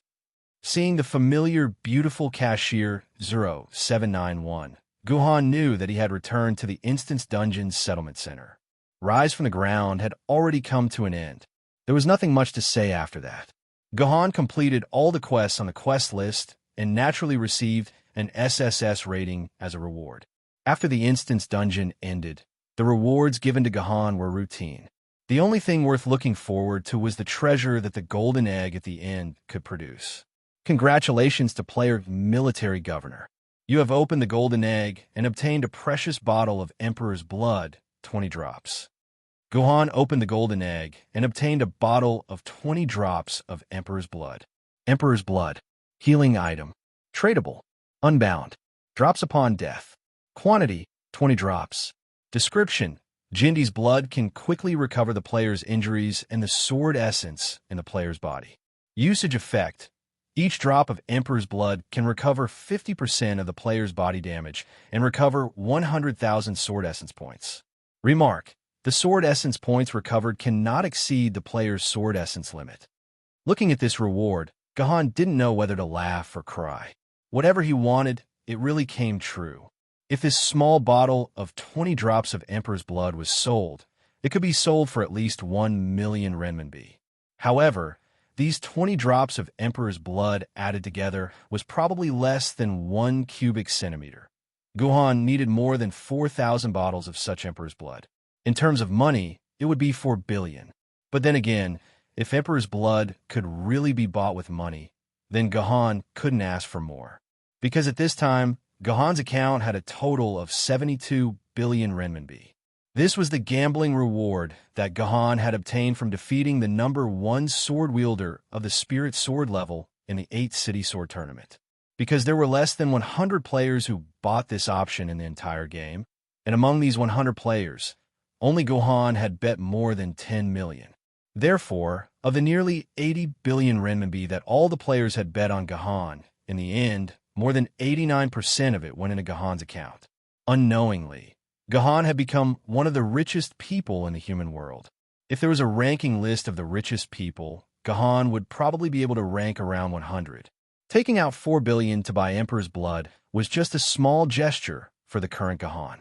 Unfortunately, this was not realistic because in the real world, Emperor's Blood that could be traded didn't even have 40 cubic centimeters, let alone 4,000 cubic centimeters. Even if Guhan wanted to buy it, he wouldn't be able to find a place. Right now, it seemed that he could only pin his hopes on the promissory note that I Ching had left behind. Ding dong. System prompt. All-channel broadcast. Player Military Governor has broken the highest dungeon evaluation record for the dungeon. Rise from the Ground. The original record of SS has been broken, and the new record is SSS. Let me congratulate Player Military Governor. He has created a new era. In the game, this system prompt rang in the ears of all the players. However, at this time, the players were very calm, as they were already used to this kind of thing. It was Military Governor, after all. What was so strange about him breaking 1 or 2 dungeon records? If Military Governor failed to complete a dungeon, it would be super news. Therefore, even after the system prompt rang out 3 times, there was no commotion in the sword tower. Everyone was still focused on what they were doing. A sword mistress suddenly raised her head, her face full of shock. Someone actually got an SSS evaluation in the Rise from the Ground dungeon. Yukingo Jian's face was full of disbelief. Someone actually got an SSS evaluation in this dungeon. Is that strange? Kurakin, who was sitting opposite Yukingo Jian, said with his mouth twitched. Of course it's strange. Yukingo Jian said as he sat upright. 90 years ago, I entered this dungeon with the swordbearer at that time. The two of us tried almost 200 times, increasing the completion speed of all the missions on the list to the maximum. We completed all the missions from 1 to 40, but we couldn't activate the last 10 missions and could only get an SS evaluation. Later on, the swordbearer and I discovered a fatal bug in the game, so we concluded that this dungeon could at most have an SS evaluation. We even wrote the most complete dungeon strategy. In this world, no one can get an SSS evaluation. All right, so the strategy Gahan found on the forum was written by Yu King Go Jian and her swordbearer at that time.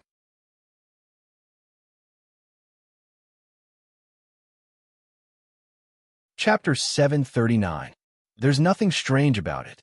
It's because the military governor was the one who completed the quest. Kurakin shrugged. It was obvious that he was impressed by the military governor. He instinctively thought that the military governor deserved an SSS rating. It seems like you have a very high opinion of him. Do you know this military governor? Although he had not spent much time with Kurakin, the king of Yugo Jian, who had over 1,000 years of experience, could easily see through Kurakin's nature. He knew that he was a teenager who refused to admit defeat. To be able to convince such a Chinibi youth so naturally and wholeheartedly, this inspector was definitely not a simple fellow. I've never seen the military governor in the game, but I've seen the military governor in real life. His name is Gahan in real life. He's the master of our Yuzhong city's previous Kendo cabinet master and the current Kendo cabinet master. Kurakin was such a disloyal guy. With just a few words, he revealed Guhan's background to the king of Yugo Jian. The previous Kendo cabinet master?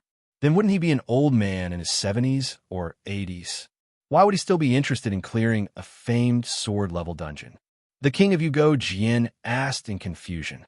I didn't tell you that he's an old man in his 70s or 80s, Kurakin quickly said. I think he just turned 18 this year, the same age as me. He's just a famed sword wielder. Oh, that's right. Speaking up to this point, Zhu Lurin suddenly thought of something. His famous rank sword lady is the same as mine. They're both yours, your highness. What? Say it again. Who's his famed sword lady? The king of Yugo Jian suddenly became anxious. It's all because of you, my lady. Kurakin did not know what the king of Yugo Jian was worried about. He replied dryly, I don't know who his famed sword tier sword mistress is in real life, but I can confirm that his in-game famed sword tier sword mistress is the king of Yugo Jian. This is something that all the players in the game know. The sword maiden that he used in the 8-city sword tournament was you, my lady. Pa. The king of Yugo Jian forcefully closed the booklet in his hand. The sound was so loud that everyone around him jumped in fright. I know what it is. Seems like the key to the problem lies with this military governor. Take me to him now. With that, the king of Yugo Jian put down his book and dragged the confused Kurakin out of the sword pavilion. The booklet that the king of Yugo Jian left on the table had a name written on it. The list of previous king of Yugo Jian's sword bearers. This was a list that only the sword lady could read. It recorded the names of all the sword bearers that had coordinated with the sword lady.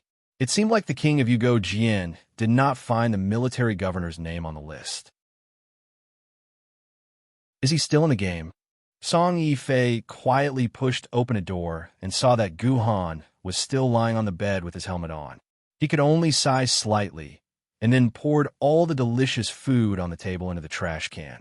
It's been almost 2 days. Why hasn't Gahan come out yet? If this goes on, Gahan's body won't be able to take it. Song Yifei was extremely worried about Guhan's body, but there was nothing she could do. She could only painstakingly prepare a table full of delicacies. When she realized that Gahan did not show any signs of waking up, she dumped all the delicacies on the table into the rubbish bin. Let me rest for a while. Song Yifei quietly pushed open the door and tiptoed into Gahan's room. She bent her body and laid down beside Gahan. As Gahan was sleeping on a single bed, and Gahan was sleeping in the middle of the bed, there was not much space for a person to sleep on either side of the bed. Song Yifei could only curl up her body and try her best to ensure that she did not fall off the bed. One could imagine the quality of sleep in such a situation. It was almost impossible to have a good night's sleep, but Song Yifei still enjoyed it. For the past 2 days, Song Yifei had used this method to sleep beside Gahan. She used an extremely humble and pitiful position to enjoy the time she spent with Gahan. Who is it? Suddenly, Song Yifei felt an arm around her waist, and Gahan's low voice sounded in her ears. It's me, Song Yifei. I'm just tired. Take a little rest. I'll leave right away. Song Yifei, who was embarrassed, wanted to escape from Guhan's bed immediately. However, she did not expect that Guhan's hand was tightly around Song Yifei's waist. Song Yifei used all her strength, but could not break free from Guhan's hand. Instead, Guhan hugged her tighter and tighter. In the end, her whole body exploded in Guhan's arms. "I like the smell of your body very much. Let me sleep quietly for a while." Guhan's low voice made Song Yifei's whole body numb. "He likes the smell of my body very much." Thinking of what Guhan had said, Song Yifei's whole body became soft, and she did not have the strength to escape. He could only allow himself to become a human-shaped pillow and be hugged by Guhan. After struggling with himself for a while, he fell into a deep dream in a daze. This was the best sleep Song Yifei had had in the past 2 days. Song Yifei and Guhan were awakened from their sweet dreams by a series of rapid knocking on the door. After knocking for about 10 minutes, Song Yifei, who was in a daze and disheveled, climbed up from Guhan's side angrily and opened the door. "What are you knocking for? Knock me to death." As soon as she opened the door, Song Yifei scolded the person in front of her. It was an unlucky young man who was scolded by Song Yifei. He took out a handkerchief to wipe the saliva off his face and asked fearfully, "Excuse me, does Master Guhan live here?" "Yes, he is resting." "Why are you looking for him?" "It's the same if you tell me." At this time, Song Yifei had mostly recovered his calmness. He no longer put on a sour face, and his temperament became gentle, especially when Song Yifei said, "It's the same even if you tell me." His whole body was filled with a sense of satisfaction. "Mrs. Gu, hello. I am a member of the Public Traffic Safety Department of Beijing's Ministry of Transportation. I have some questions to discuss with Master Guhan. Is it convenient for you now?" This poor young man was indeed a member of the Public Traffic Safety Department of Beijing's Ministry of Transportation. Song Yifei immediately smiled when he heard the words Mrs. Gu, and he very warmly invited this young man into his home. After some unsmooth communication, Song Yifei finally understood why this member of the Ministry of Transportation was looking for Guhan. It turned out that he was looking for Guhan because of the white shadow speeding case that shocked the entire Beijing's Ministry of Transportation. The whole Ministry of Transportation was scolded by the Beijing City Council. The leader who was in charge of this incident was directly removed from his position, and it was said that the minister of the Ministry of Transportation was also involved in a lawsuit. Although the council did not remove him from his position, the higher-ups had already given the order. After the next round of election of the council, this 50-year-old minister of the Ministry of Transportation with a bright future would directly retire and go home to be an old cadre who cared about society. The personnel change in the Ministry of Transportation was just the beginning. What gave the Ministry of Transportation a bigger headache was how to deal with the perpetrator of the white shadow speeding case. The identity of the person who was speeding was very easy to check. After all, Guhan got out of the car in front of more than a dozen surveillance cameras. In less than an hour, the Ministry of Transportation had confirmed Guhan's identity. But it didn't matter if they didn't confirm it. Once they confirmed it, it gave the Ministry of Transportation a bigger headache. Because this person was not an ordinary person, but a sword bearer from Yuzhong City. This sword bearer was the F*King former head of Yuzhong City's Sword Garret. With so many identities in front of the minister of the Ministry of Transportation, the minister directly resigned and went home in advance, leaving the hot potato to his successor. If Guhan was not the sword bearer of Yuzhong City, but the sword bearer of Yanjing City, it would not be too troublesome. The case would be directly reported to the Yanjing City Sword Committee, and the rest would be handled by the Yanjing City Sword Committee itself. There was no need for the Ministry of Transportation to manage anything. Unfortunately, Guhan was the sword bearer of Yuzhong City. Although, in theory, once a sword bearer of Yuzhong City committed a crime in Yanjing City, the Yanjing City Sword Committee also had the right to deal with this sword bearer. But in fact, the Yanjing City Sword Committee could not intervene in this case. Because, from a legal point of view, this was not a case serious enough to require the Yanjing City Sword Committee's management. This was just an ordinary speeding case. Moreover, this speeding case didn't cause any casualties nor did it cause any serious consequences. If the Yanjing City Sword Committee took over this case, it would obviously give everyone the feeling that the big was bullying the small, not to mention that Gahan was the former head of Yuzhong City Sword Garret. The Yanjing City Sword Committee had to obtain the approval of the Human Sword Committee. Therefore, the Yanjing City Sword Committee simply ignored this case and pretended not to know about it, lest it got into trouble if it intervened. Even the Yanjing City Sword Committee did not want to intervene, so the Yanjing City Ministry of Transportation naturally did not want to intervene. But this case had a very bad influence. Many people in Yanjing knew that there was an arrogant man from Yuzhong City who dared to drive a sports car around in Yanjing City, which meant that he did not respect the men in Yanjing City at all. Some lazy men who had nothing better to do all day even went to the council to protest. As a result, the council issued a strict order to the Ministry of Transportation to solve this case perfectly. Otherwise, nobody in the Ministry of Transportation would be able to get away with it. After 2 days of chaos caused by the resignation of the Minister of Transportation, the newly appointed Minister of Transportation very unkindly threw this hot task to an unlucky staff member who had been in the Ministry of Transportation for less than a year, who was standing in front of Song Yifei, and asked him to invite the sword bearer Gahan to the Ministry of Transportation to solve this case.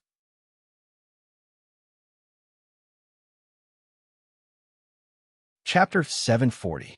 When Song Yifei understood the whole story, she was shocked to realize that she couldn't make the decision for Gahan.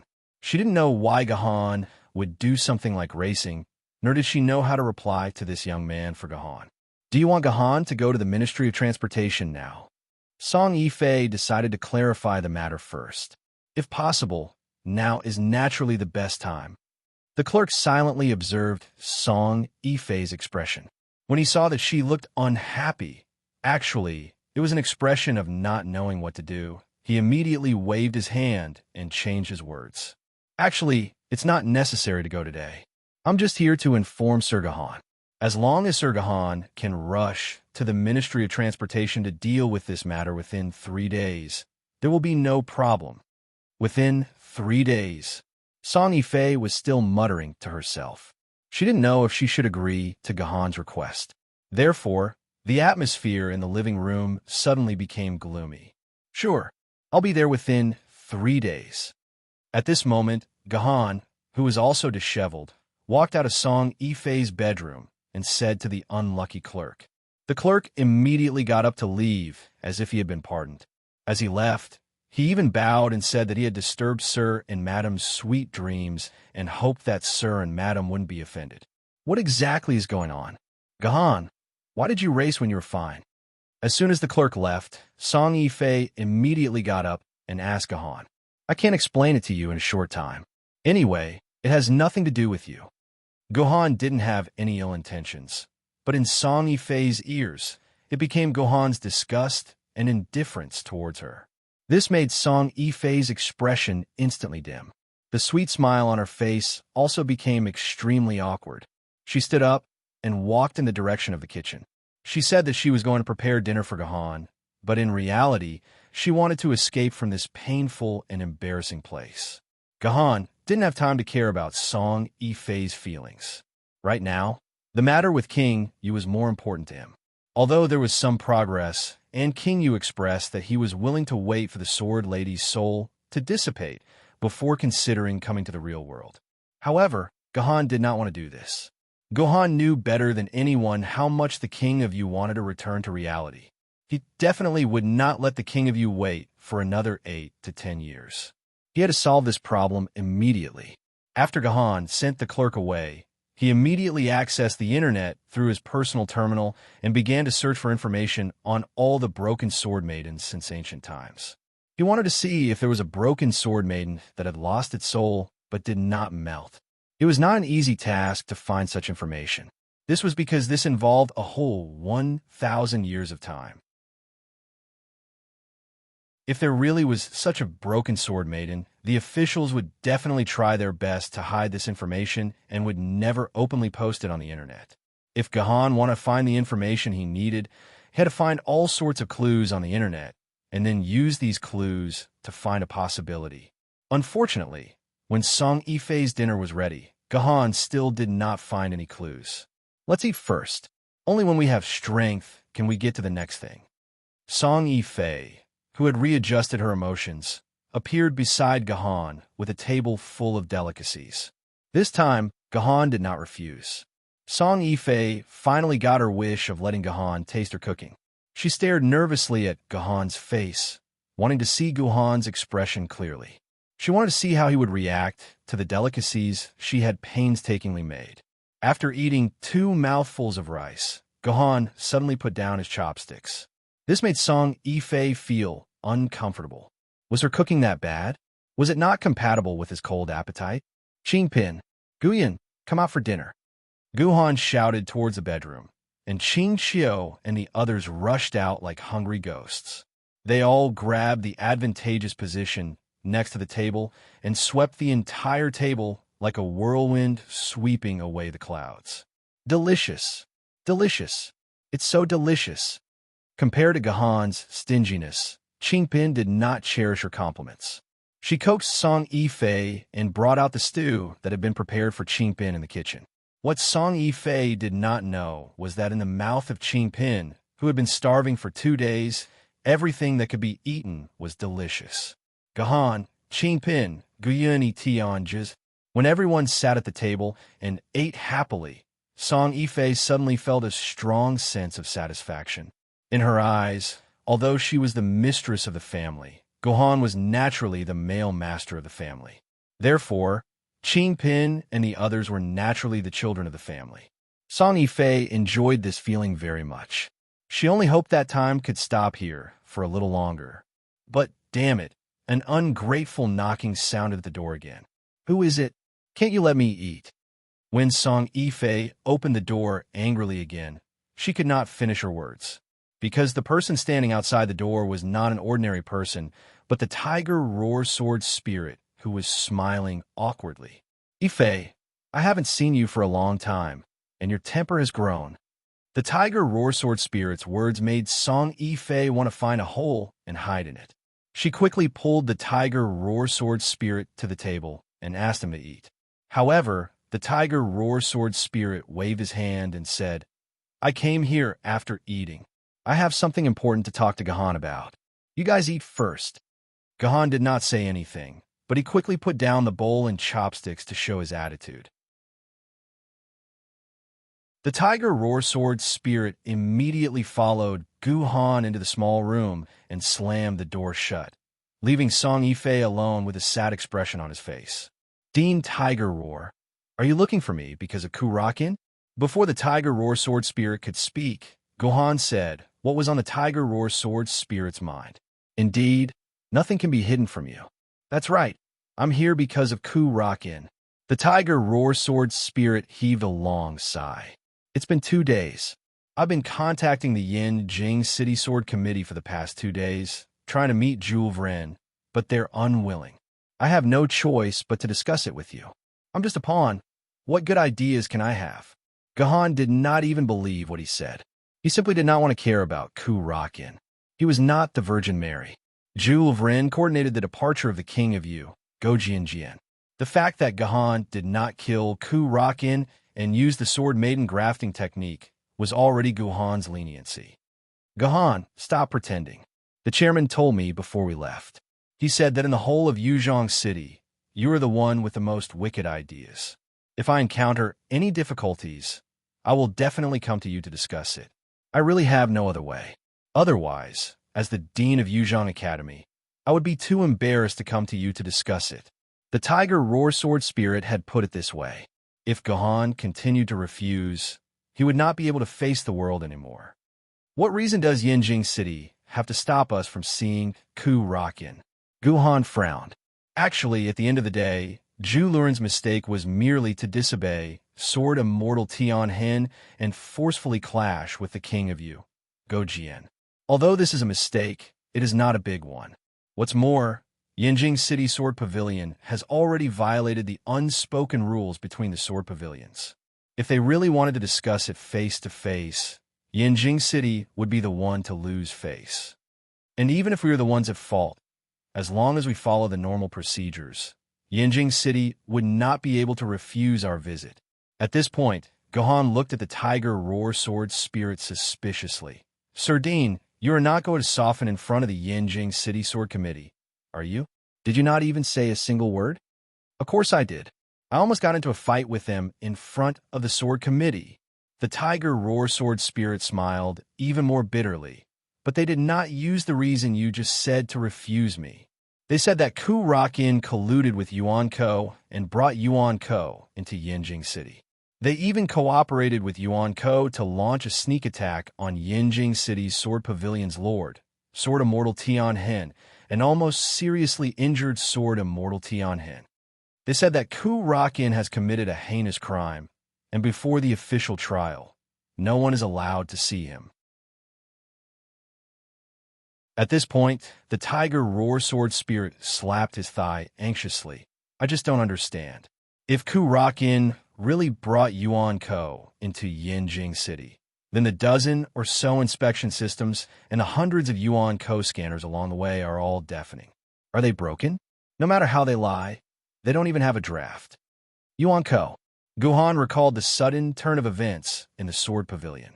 With just a few beams of light, the little lowly who called Ku Rakin Daddy had actually petrified Sword Immortal Tian Hen. It was also because of this petrification that fate played a huge joke on Gohan, forcing Gohan to stay by his side for more than 40 hours without rest. Only then did he think that he could keep the King of You by his side and find a way to deal with it. This powerful petrification ability and the 9 snake-like hair that shot out from the little lowly's head made Gohan think of Medusa, who was deeply entangled with him. In the battle in Yuzhong City, Medusa had self-destructed her godhead and disappeared without a trace. At that time, Gohan thought that Medusa was definitely dead, so he did not pay much attention. Now that he thought about it, Gohan suddenly realized that after Medusa self-destructed, no dimensional vortex appeared. Did this mean that Medusa was indeed not dead? Then, Medusa transformed into a little girl named Sasha and lurked by Ku Rakin's side in an attempt to launch a fatal sneak attack on humans? Dean, do you know where that little girl named Sasha is being held? Gohan said indifferently. Actually, the crux of the matter is not Ku Rakin at all. What's really important is that little girl named Sasha. We have to figure out if she is Yuan Ko. It's best if she isn't. Then, they have no reason to keep Comrade Ku Rakin imprisoned. If she is, then Comrade Ku Rakin has been bewitched by Yuan Ko. Let him kill that Yuan Ko with his own hands, and the matter will be over. Judging from this line, this is the standard line of a villain.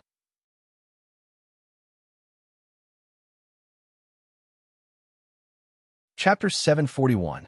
In the end, Gohan did not intervene in the matter of Ku Rakin. This was not something that Gohan should take care of. On the contrary, Gohan felt that if he intervened again, it might have the opposite effect. After all, Sword Immortal Tian Hen was very displeased with him, and he was the direct victim of this matter. His decision would obviously affect the final result of Ku Rakin. Oh, there is one more thing I have to inform you. When the Sword Spirit Roaring Tiger was about to leave, he suddenly remembered something. I'm afraid that the Yard Assembly, which is scheduled for 3 days later, will be postponed again. What's going on? Gohan was confused. The 8 Academies Assembly had clearly been postponed for a month. Why would it be postponed again when it was about to start? I heard that there is a big problem in Shanghai Pass. The Sword Spirit Roaring Tiger said, I heard that among the 12 Zhu Wus outside Shanghai Pass, 2 of the Zhu Wu seals are weakening, and they may break through the seals if they are not careful. Therefore, Hao Yi and Jindy took the initiative to invite Long Shi Jindy to reinforce the seal of Shanghai Pass.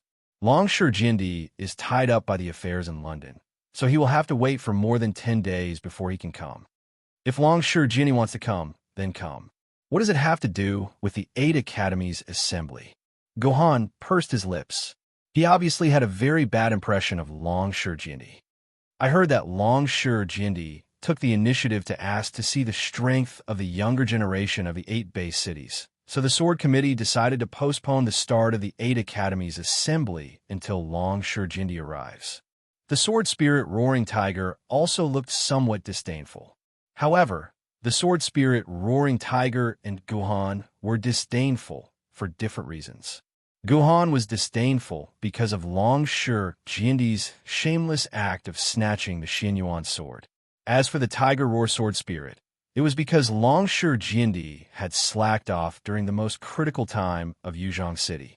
Hao Tian Jiandi, who was being attacked by two desolate grade Yuan Ko at the same time, rushed to Fort Yuyang at the most dangerous moment to cover the humans' retreat. But Longshu Jiandi was said to have just wandered around the Pacific Ocean, had a cup of tea with Jehovah, and then returned home. All right then, how could we dare to go against Jiandi's will? Let's wait for a few days. I also want to see Longshu Jiandi with my own eyes. Guhan laughed. Dean, there is something I want to ask you. What is it? As long as I know, I will tell you. The Tiger Roar sword spirit said with a smile. Forget it. It's the same whether I ask or not. Guhan originally wanted to ask the Tiger Roar sword spirit about the body of the sword lady, but after thinking about it, he gave up. The Tiger Roar sword spirit probably didn't know as much as he did. In the following time, Guhan continued to look for clues on the body of the sword lady on the internet. Although he found some possibilities one after another, when he thought about it carefully, it was not the case at all. Guhan worked hard all night, but still found nothing. The next morning, when the exhausted Guhan was about to go to bed and rest for a while, someone knocked on the door of Song Yifei's house. But this time, it was not an outsider, but Guhan's precious apprentice, Lu Shihua. Since Guhan quit the game, Lu Shihua had not been at Song Yifei's house for most of the day, and he didn't know where she had gone. Master, you finally quit the game. I thought you were still in the game. Seeing Guhan appear in front of her, a happy smile finally appeared on Lu Shihua's face, which was full of pain and exhaustion. Then, the master and apprentice talked for a while, and Guhan finally understood the reason for Lu Shihua's disappearance. It turned out that she was called by Lu Lei to attend a meeting at the Sword Committee headquarters. As the master of Yuzhong City's Sword Garret and the most powerful person in Yanjing City, Lu Shihua was naturally qualified to attend the daily meeting of the Sword Committee headquarters. Originally, Lu Shihua could also not attend this regular meeting, because this was usually the responsibility of a permanent representative of Yuzhong City sent to the Sword Committee headquarters. However, Lu Lei forced Lu Shihua to attend this regular meeting in the name of training her, so Lu Shihua had no choice but to agree. After all, she was Lu Lei's apprentice. One could imagine how painful it was for Lu Shihua to attend such a regular meeting, because among the participants of the entire regular meeting, except for the secretaries who were responsible for taking notes, the rest were all sword holders. Among them, the representatives of each base city were all sword holders at the spirit sword level. As an ordinary person, Lu Shihua had to endure how many supercilious looks, how much contempt, how much indifference, and how much disdain. Everyone could imagine it. In this case, Lu Shihua's not-emotional collapse was already a manifestation of her strong heart. Grandmaster is doing this for your own good. When you can face this calmly, even if you're just an ordinary person, you will also be a real master of the Sword Garret. Guhan touched Lu Shihua's head and said. Lu Shihua closed her eyes comfortably. Master, you told me that as long as I go to Yanjing City, I can become a sword holder. Why don't you fulfill your promise? Lu Shihua, who closed her eyes and enjoyed the moment, suddenly said, Wait, you saw what happened with Ku Rakin. Now Yanjing City's Sword Garret, and we are like fire and water. If you go to coordinate with the double-winged angel sword now, you will only be humiliated by them. When I find a suitable opportunity, I will take you to coordinate with them, Guhan said. Master, you have the final say. I have no objection. Lu Shihua smiled. Indeed, she didn't care much about the matter of being a sword holder. What did you talk about in the regular meeting? Guhan suddenly became curious. The regular meeting of the Sword Committee was like the standing committee meeting of the Politburo before the apocalypse. Everyone in China was full of curiosity about this meeting and wanted to know how it was going to be carried out. It's just some boring things. They just need to report what happened in their base cities and then complain to the headquarters of the Sword Committee, hoping that the headquarters of the Sword Committee can allocate some resources or send some sword bearers to help them. Lu Shihua stuck out her tongue. Obviously, she had no interest in this meeting. She didn't even care about the content of the meeting. She only remembered to tell Gahan, "You must be tired. Go and rest. I also need to sleep." Gahan waved his hand, indicating that Lu Shihua could leave. "Oh, by the way, Master, something big happened in Yuzhong City. I just received the news from the meeting." Lu Shihua suddenly patted her head and said, "What big thing? Could it be that those old guys from Mount D are up to something again?" Guhan asked. "No, it's a problem with a sword forger who was locked up in prison." Lu Shihua tried hard to recall. It seems that the Sword Committee carried out some secret plan on him. In the end, the sword forger messed up and destroyed the soul of a broken natural sword maiden that was sent for an experiment. It was said that the broken natural sword maiden could no longer be repaired. The old guys in the Sword Committee were so angry that they wanted to kill the sword forger. Anyway, the meeting was a mess. Now that I think about it, that natural sword maiden was too pitiful. She fought for humans for so long, but because of some strange experiment, her soul was completely destroyed. Lu Shihua's words were full of pity, but in fact, she didn't care much about this matter. A natural sword maiden was gone. What did it have to do with her? However, Lu Shihua's words caused a huge wave to rise in Guhan's heart. It was really like handing a pillow when one wanted to doze off. Guhan had just been worried about King Yu's sword lady body, and now the sword lady body had been handed to Guhan. However, Guhan felt that something was wrong. How could there be such a coincidence in the world? Perhaps I Ching had already planned everything behind the scenes. Fortunately, I Ching was Guhan's wife. Otherwise, if Guhan was treated as an enemy by someone like I Ching who could predict the future, then Guhan might really be sold by someone else and still count the money for them. What other news? It was about the broken natural sword maiden. Shiwa, what else did you find out? Guhan asked hurriedly. There's nothing else. However, the Sword Committee has decided to send people to supervise the burial of the unlucky natural sword maiden. They will melt her and let her return to the earth. After that, no one is allowed to mention this matter again. Lu Shihua shrugged. I suddenly feel that humans are hopeless. They caused the death of a natural sword maiden, and all they think about is how to hide it. They don't even have the courage to take responsibility. I despise them. When will the people they sent to supervise set off? Gohan clenched his fists. It seems like they'll set off tomorrow because the armored levitating train will return to Yuzhong City with the goods tomorrow. They'll be going back with them. Understand. Good disciple, go and rest.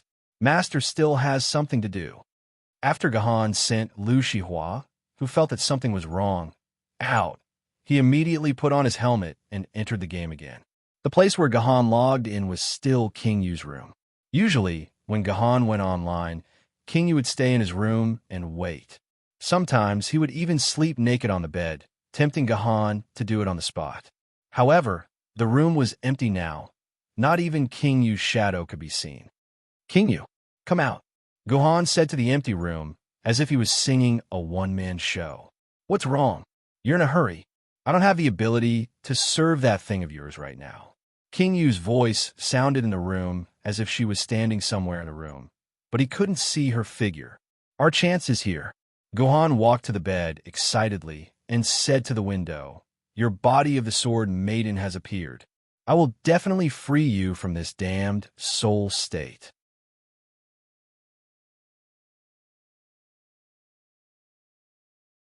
Chapter 742. After coming out of the rise from the ground dungeon, King Yu was in a very strange state.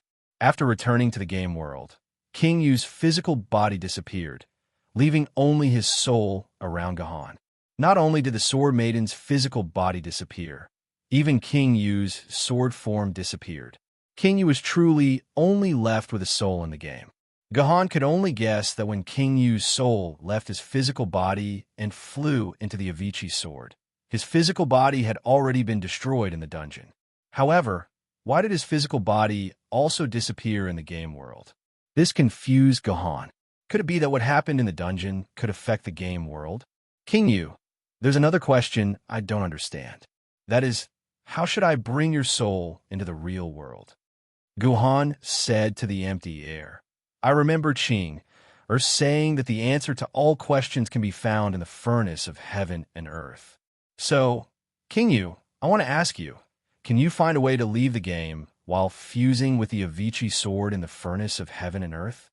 How could there be a way to leave the game during that process? I was only guided by I Ching's soul into the Avicii sword's body. Without I Ching's help, my soul would have been destroyed on the spot.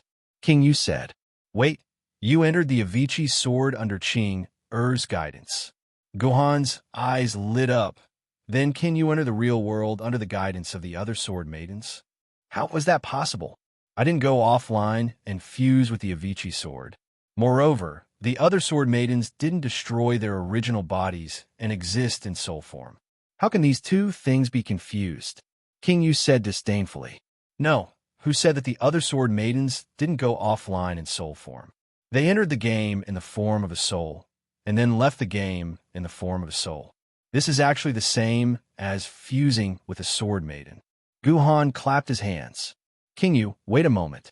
I'll call the other sword maidens. With that, Guhan went offline. Not long after, Guyun, Itian, and Juzi unwillingly went online. Guyun, you go first. Guhan explained the matter to Guyun in detail. Guyun was at a loss as she blinked her eyes and asked Guhan, Brother, I know how to go offline, but I don't know how to go offline with Big Sister King Yu. What should I do? I remember that Big Sister I Ching and my soul seemed to be connected by chains. She used her mind to touch me, and then my soul maintained a completely relaxed state. The two of us were connected.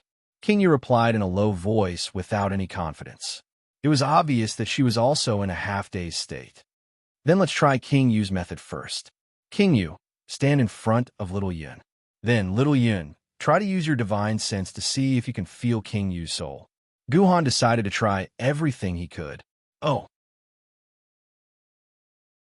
Guyun obediently nodded, closed her eyes, and tried to sense King Yu's soul. Although this was a very serious matter, Guyun's expression looked like she was sitting on a toilet bowl, constipated for a few days, and couldn't poop even though she was trying her best. I feel it. I feel it. Suddenly, Guyun cried out excitedly. Big Sister King Yu, Dim I will touch your soul. You touch my finger. With a smirk on his face, Itian tapped Guyun's forehead forcefully. Guyun's forehead had just touched Itian's finger. Stop messing around. It's your turn now. Guhan scolded. Itian stuck out his tongue. No, I won't do such a stupid thing. It's like I've been constipated for 5 days and 5 nights. That's too stupid. Itian, who didn't get along with Guhan, suddenly started to make a fuss again. He shouted and shouted, not willing to do as Guhan said no matter what. Who is it? Who touched me? Just as Guhan was about to teach Itian a lesson, King Yu's soul suddenly cried out strangely. What's going on? King Yu, what's wrong? Guhan hurriedly asked. Just now, something touched me. It felt the same as in the dungeon. Just now a soul did touch my soul. There's no mistake. King Yu shouted excitedly.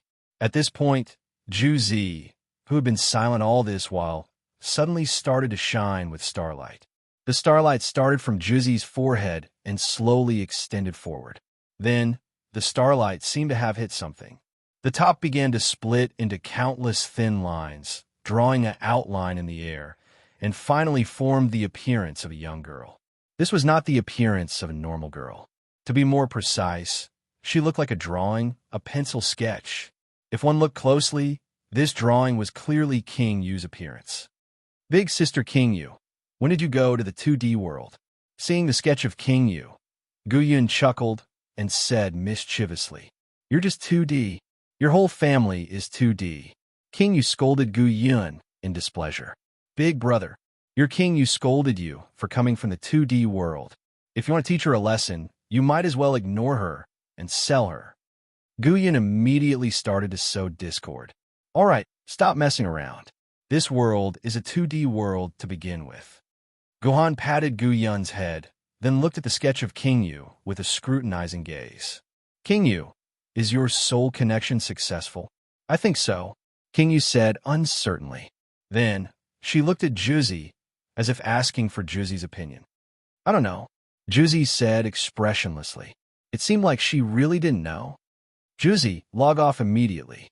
Gohan first said this to Juzi, then said to King Yu, when Juzi logs off, King Yu, you must pay attention to the changes in your soul.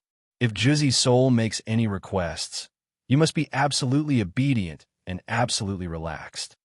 Got it, King Yu nodded. In the next second, Juzi's body disappeared from the game, and the sketch of King Yu in the air also disappeared. King Yu, are you still there? Gohan asked loudly, but he didn't get any reply. No reply was a good thing. Gohan didn't even have time to smile before he went offline with Gu Yun and Etion. Yanjing City's core area, 87, Jiefeng Road, room 401, building 4. Gohan looked at the somewhat old envelope in his hand. At the same time, he kept comparing the map of Yanjing City, but he couldn't find Jiefeng Road written on the address. Gohan subconsciously touched the green jade ring on his finger. He didn't know if everyone remembered the origin of this ring. This was the ring that Gohan obtained from I Ching in the Hero's Start from Insignificance dungeon. What made Gohan feel strange and terrifying was that after returning to the real world, this green jade ring was actually sent from Yanjing City to Gohan. It was as if someone had seen through Gohan's experience. This envelope was the one that was sent to Gohan with the green jade ring. Yanjing City's core area, 87, Jiefeng Road, room 401. Building 4 was also the address written on this envelope. At that time, Gohan didn't throw the envelope away. Instead, he hid it in his dimensional pocket. As expected, it came in handy at this time. In order to allow King Yu to be reborn in the game, he had to restart the worldly furnace. The amount of sovereign blood required to restart the worldly furnace was not something that Gohan could obtain in a short period of time. However, I Ching seemed to have prepared for this. She had prepared an IOU for Gohan, allowing Gohan to obtain at least 10,000 cubic centimeters of sovereign blood with the IOU. Although he didn't know if I Ching was telling the truth, finding the IOU was something that Gohan had to do. This was what I Ching had told Gohan. Ching, or has already told you the address of the IOU. You just need to go get it yourself. Gohan could guarantee that I Ching had never told him the address of the IOU in the Rise from the Ground dungeon.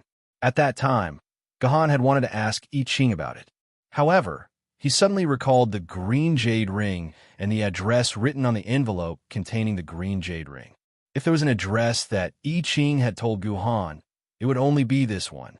Therefore, Gohan made a prompt decision and bought a detailed map of Beijing City. He began to search around the entire core area of Beijing City in an attempt to find the street known as Liberation Road. The first thing Gohan did was to see if the words Liberation Road were written on the map. However, it was a pity that there were countless road names on the map, but the words Liberation Road were nowhere to be found. Of course, this was also within Gohan's expectations. This address could be an address from 700 years ago. The entire Yanjing City had gone through more than a dozen traffic reconstructions. The city planning had long been a world of difference from 700 years ago. It was difficult for the name of Liberation Road to continue. To give a simple example, who among the readers knew about the Ming Dynasty? What was the name of the street in the city that he was in? Even if the name of the street had lasted for 700 years, there was no guarantee that this Liberation Road was the Liberation Road from 700 years ago. It was possible that the distance between the two was a few hundred kilometers. It seems that I have to find a way to find a map of Beijing City from 700 years ago to figure out the exact location of Liberation Road. Gohan stuffed the map in his hand into his dimensional pocket and muttered to himself. However, it was easier said than done to find a map of Beijing City from 700 years ago. 700 years ago, the human network system had not yet been established. The recording and storage of information could only rely on traditional paper media. Therefore, it was impossible to find a map of Beijing City from 700 years ago on the internet. Gohan also tried to get Lu Shihua to use his identity as the head of the Sword Garret in Yuzhong City to search for information in the Central Secret Database. But what was frustrating was that the map of Yinjing City was not classified information at all, so there was no relevant information about Yinjing City in the database. There might be such a map in Yinjing's own database, but unfortunately, Lu Shihua's identity as the head of the Yuzhong Sword Garret was not as useful as an ordinary person in Yinjing in front of Yinjing's database. He was not even allowed to enter Yinjing's database. Fortunately, the map came to him on its own. You're tuning in to the Warrior Lore YouTube channel. Don't forget to subscribe and join us on this journey to catch the most captivating stories.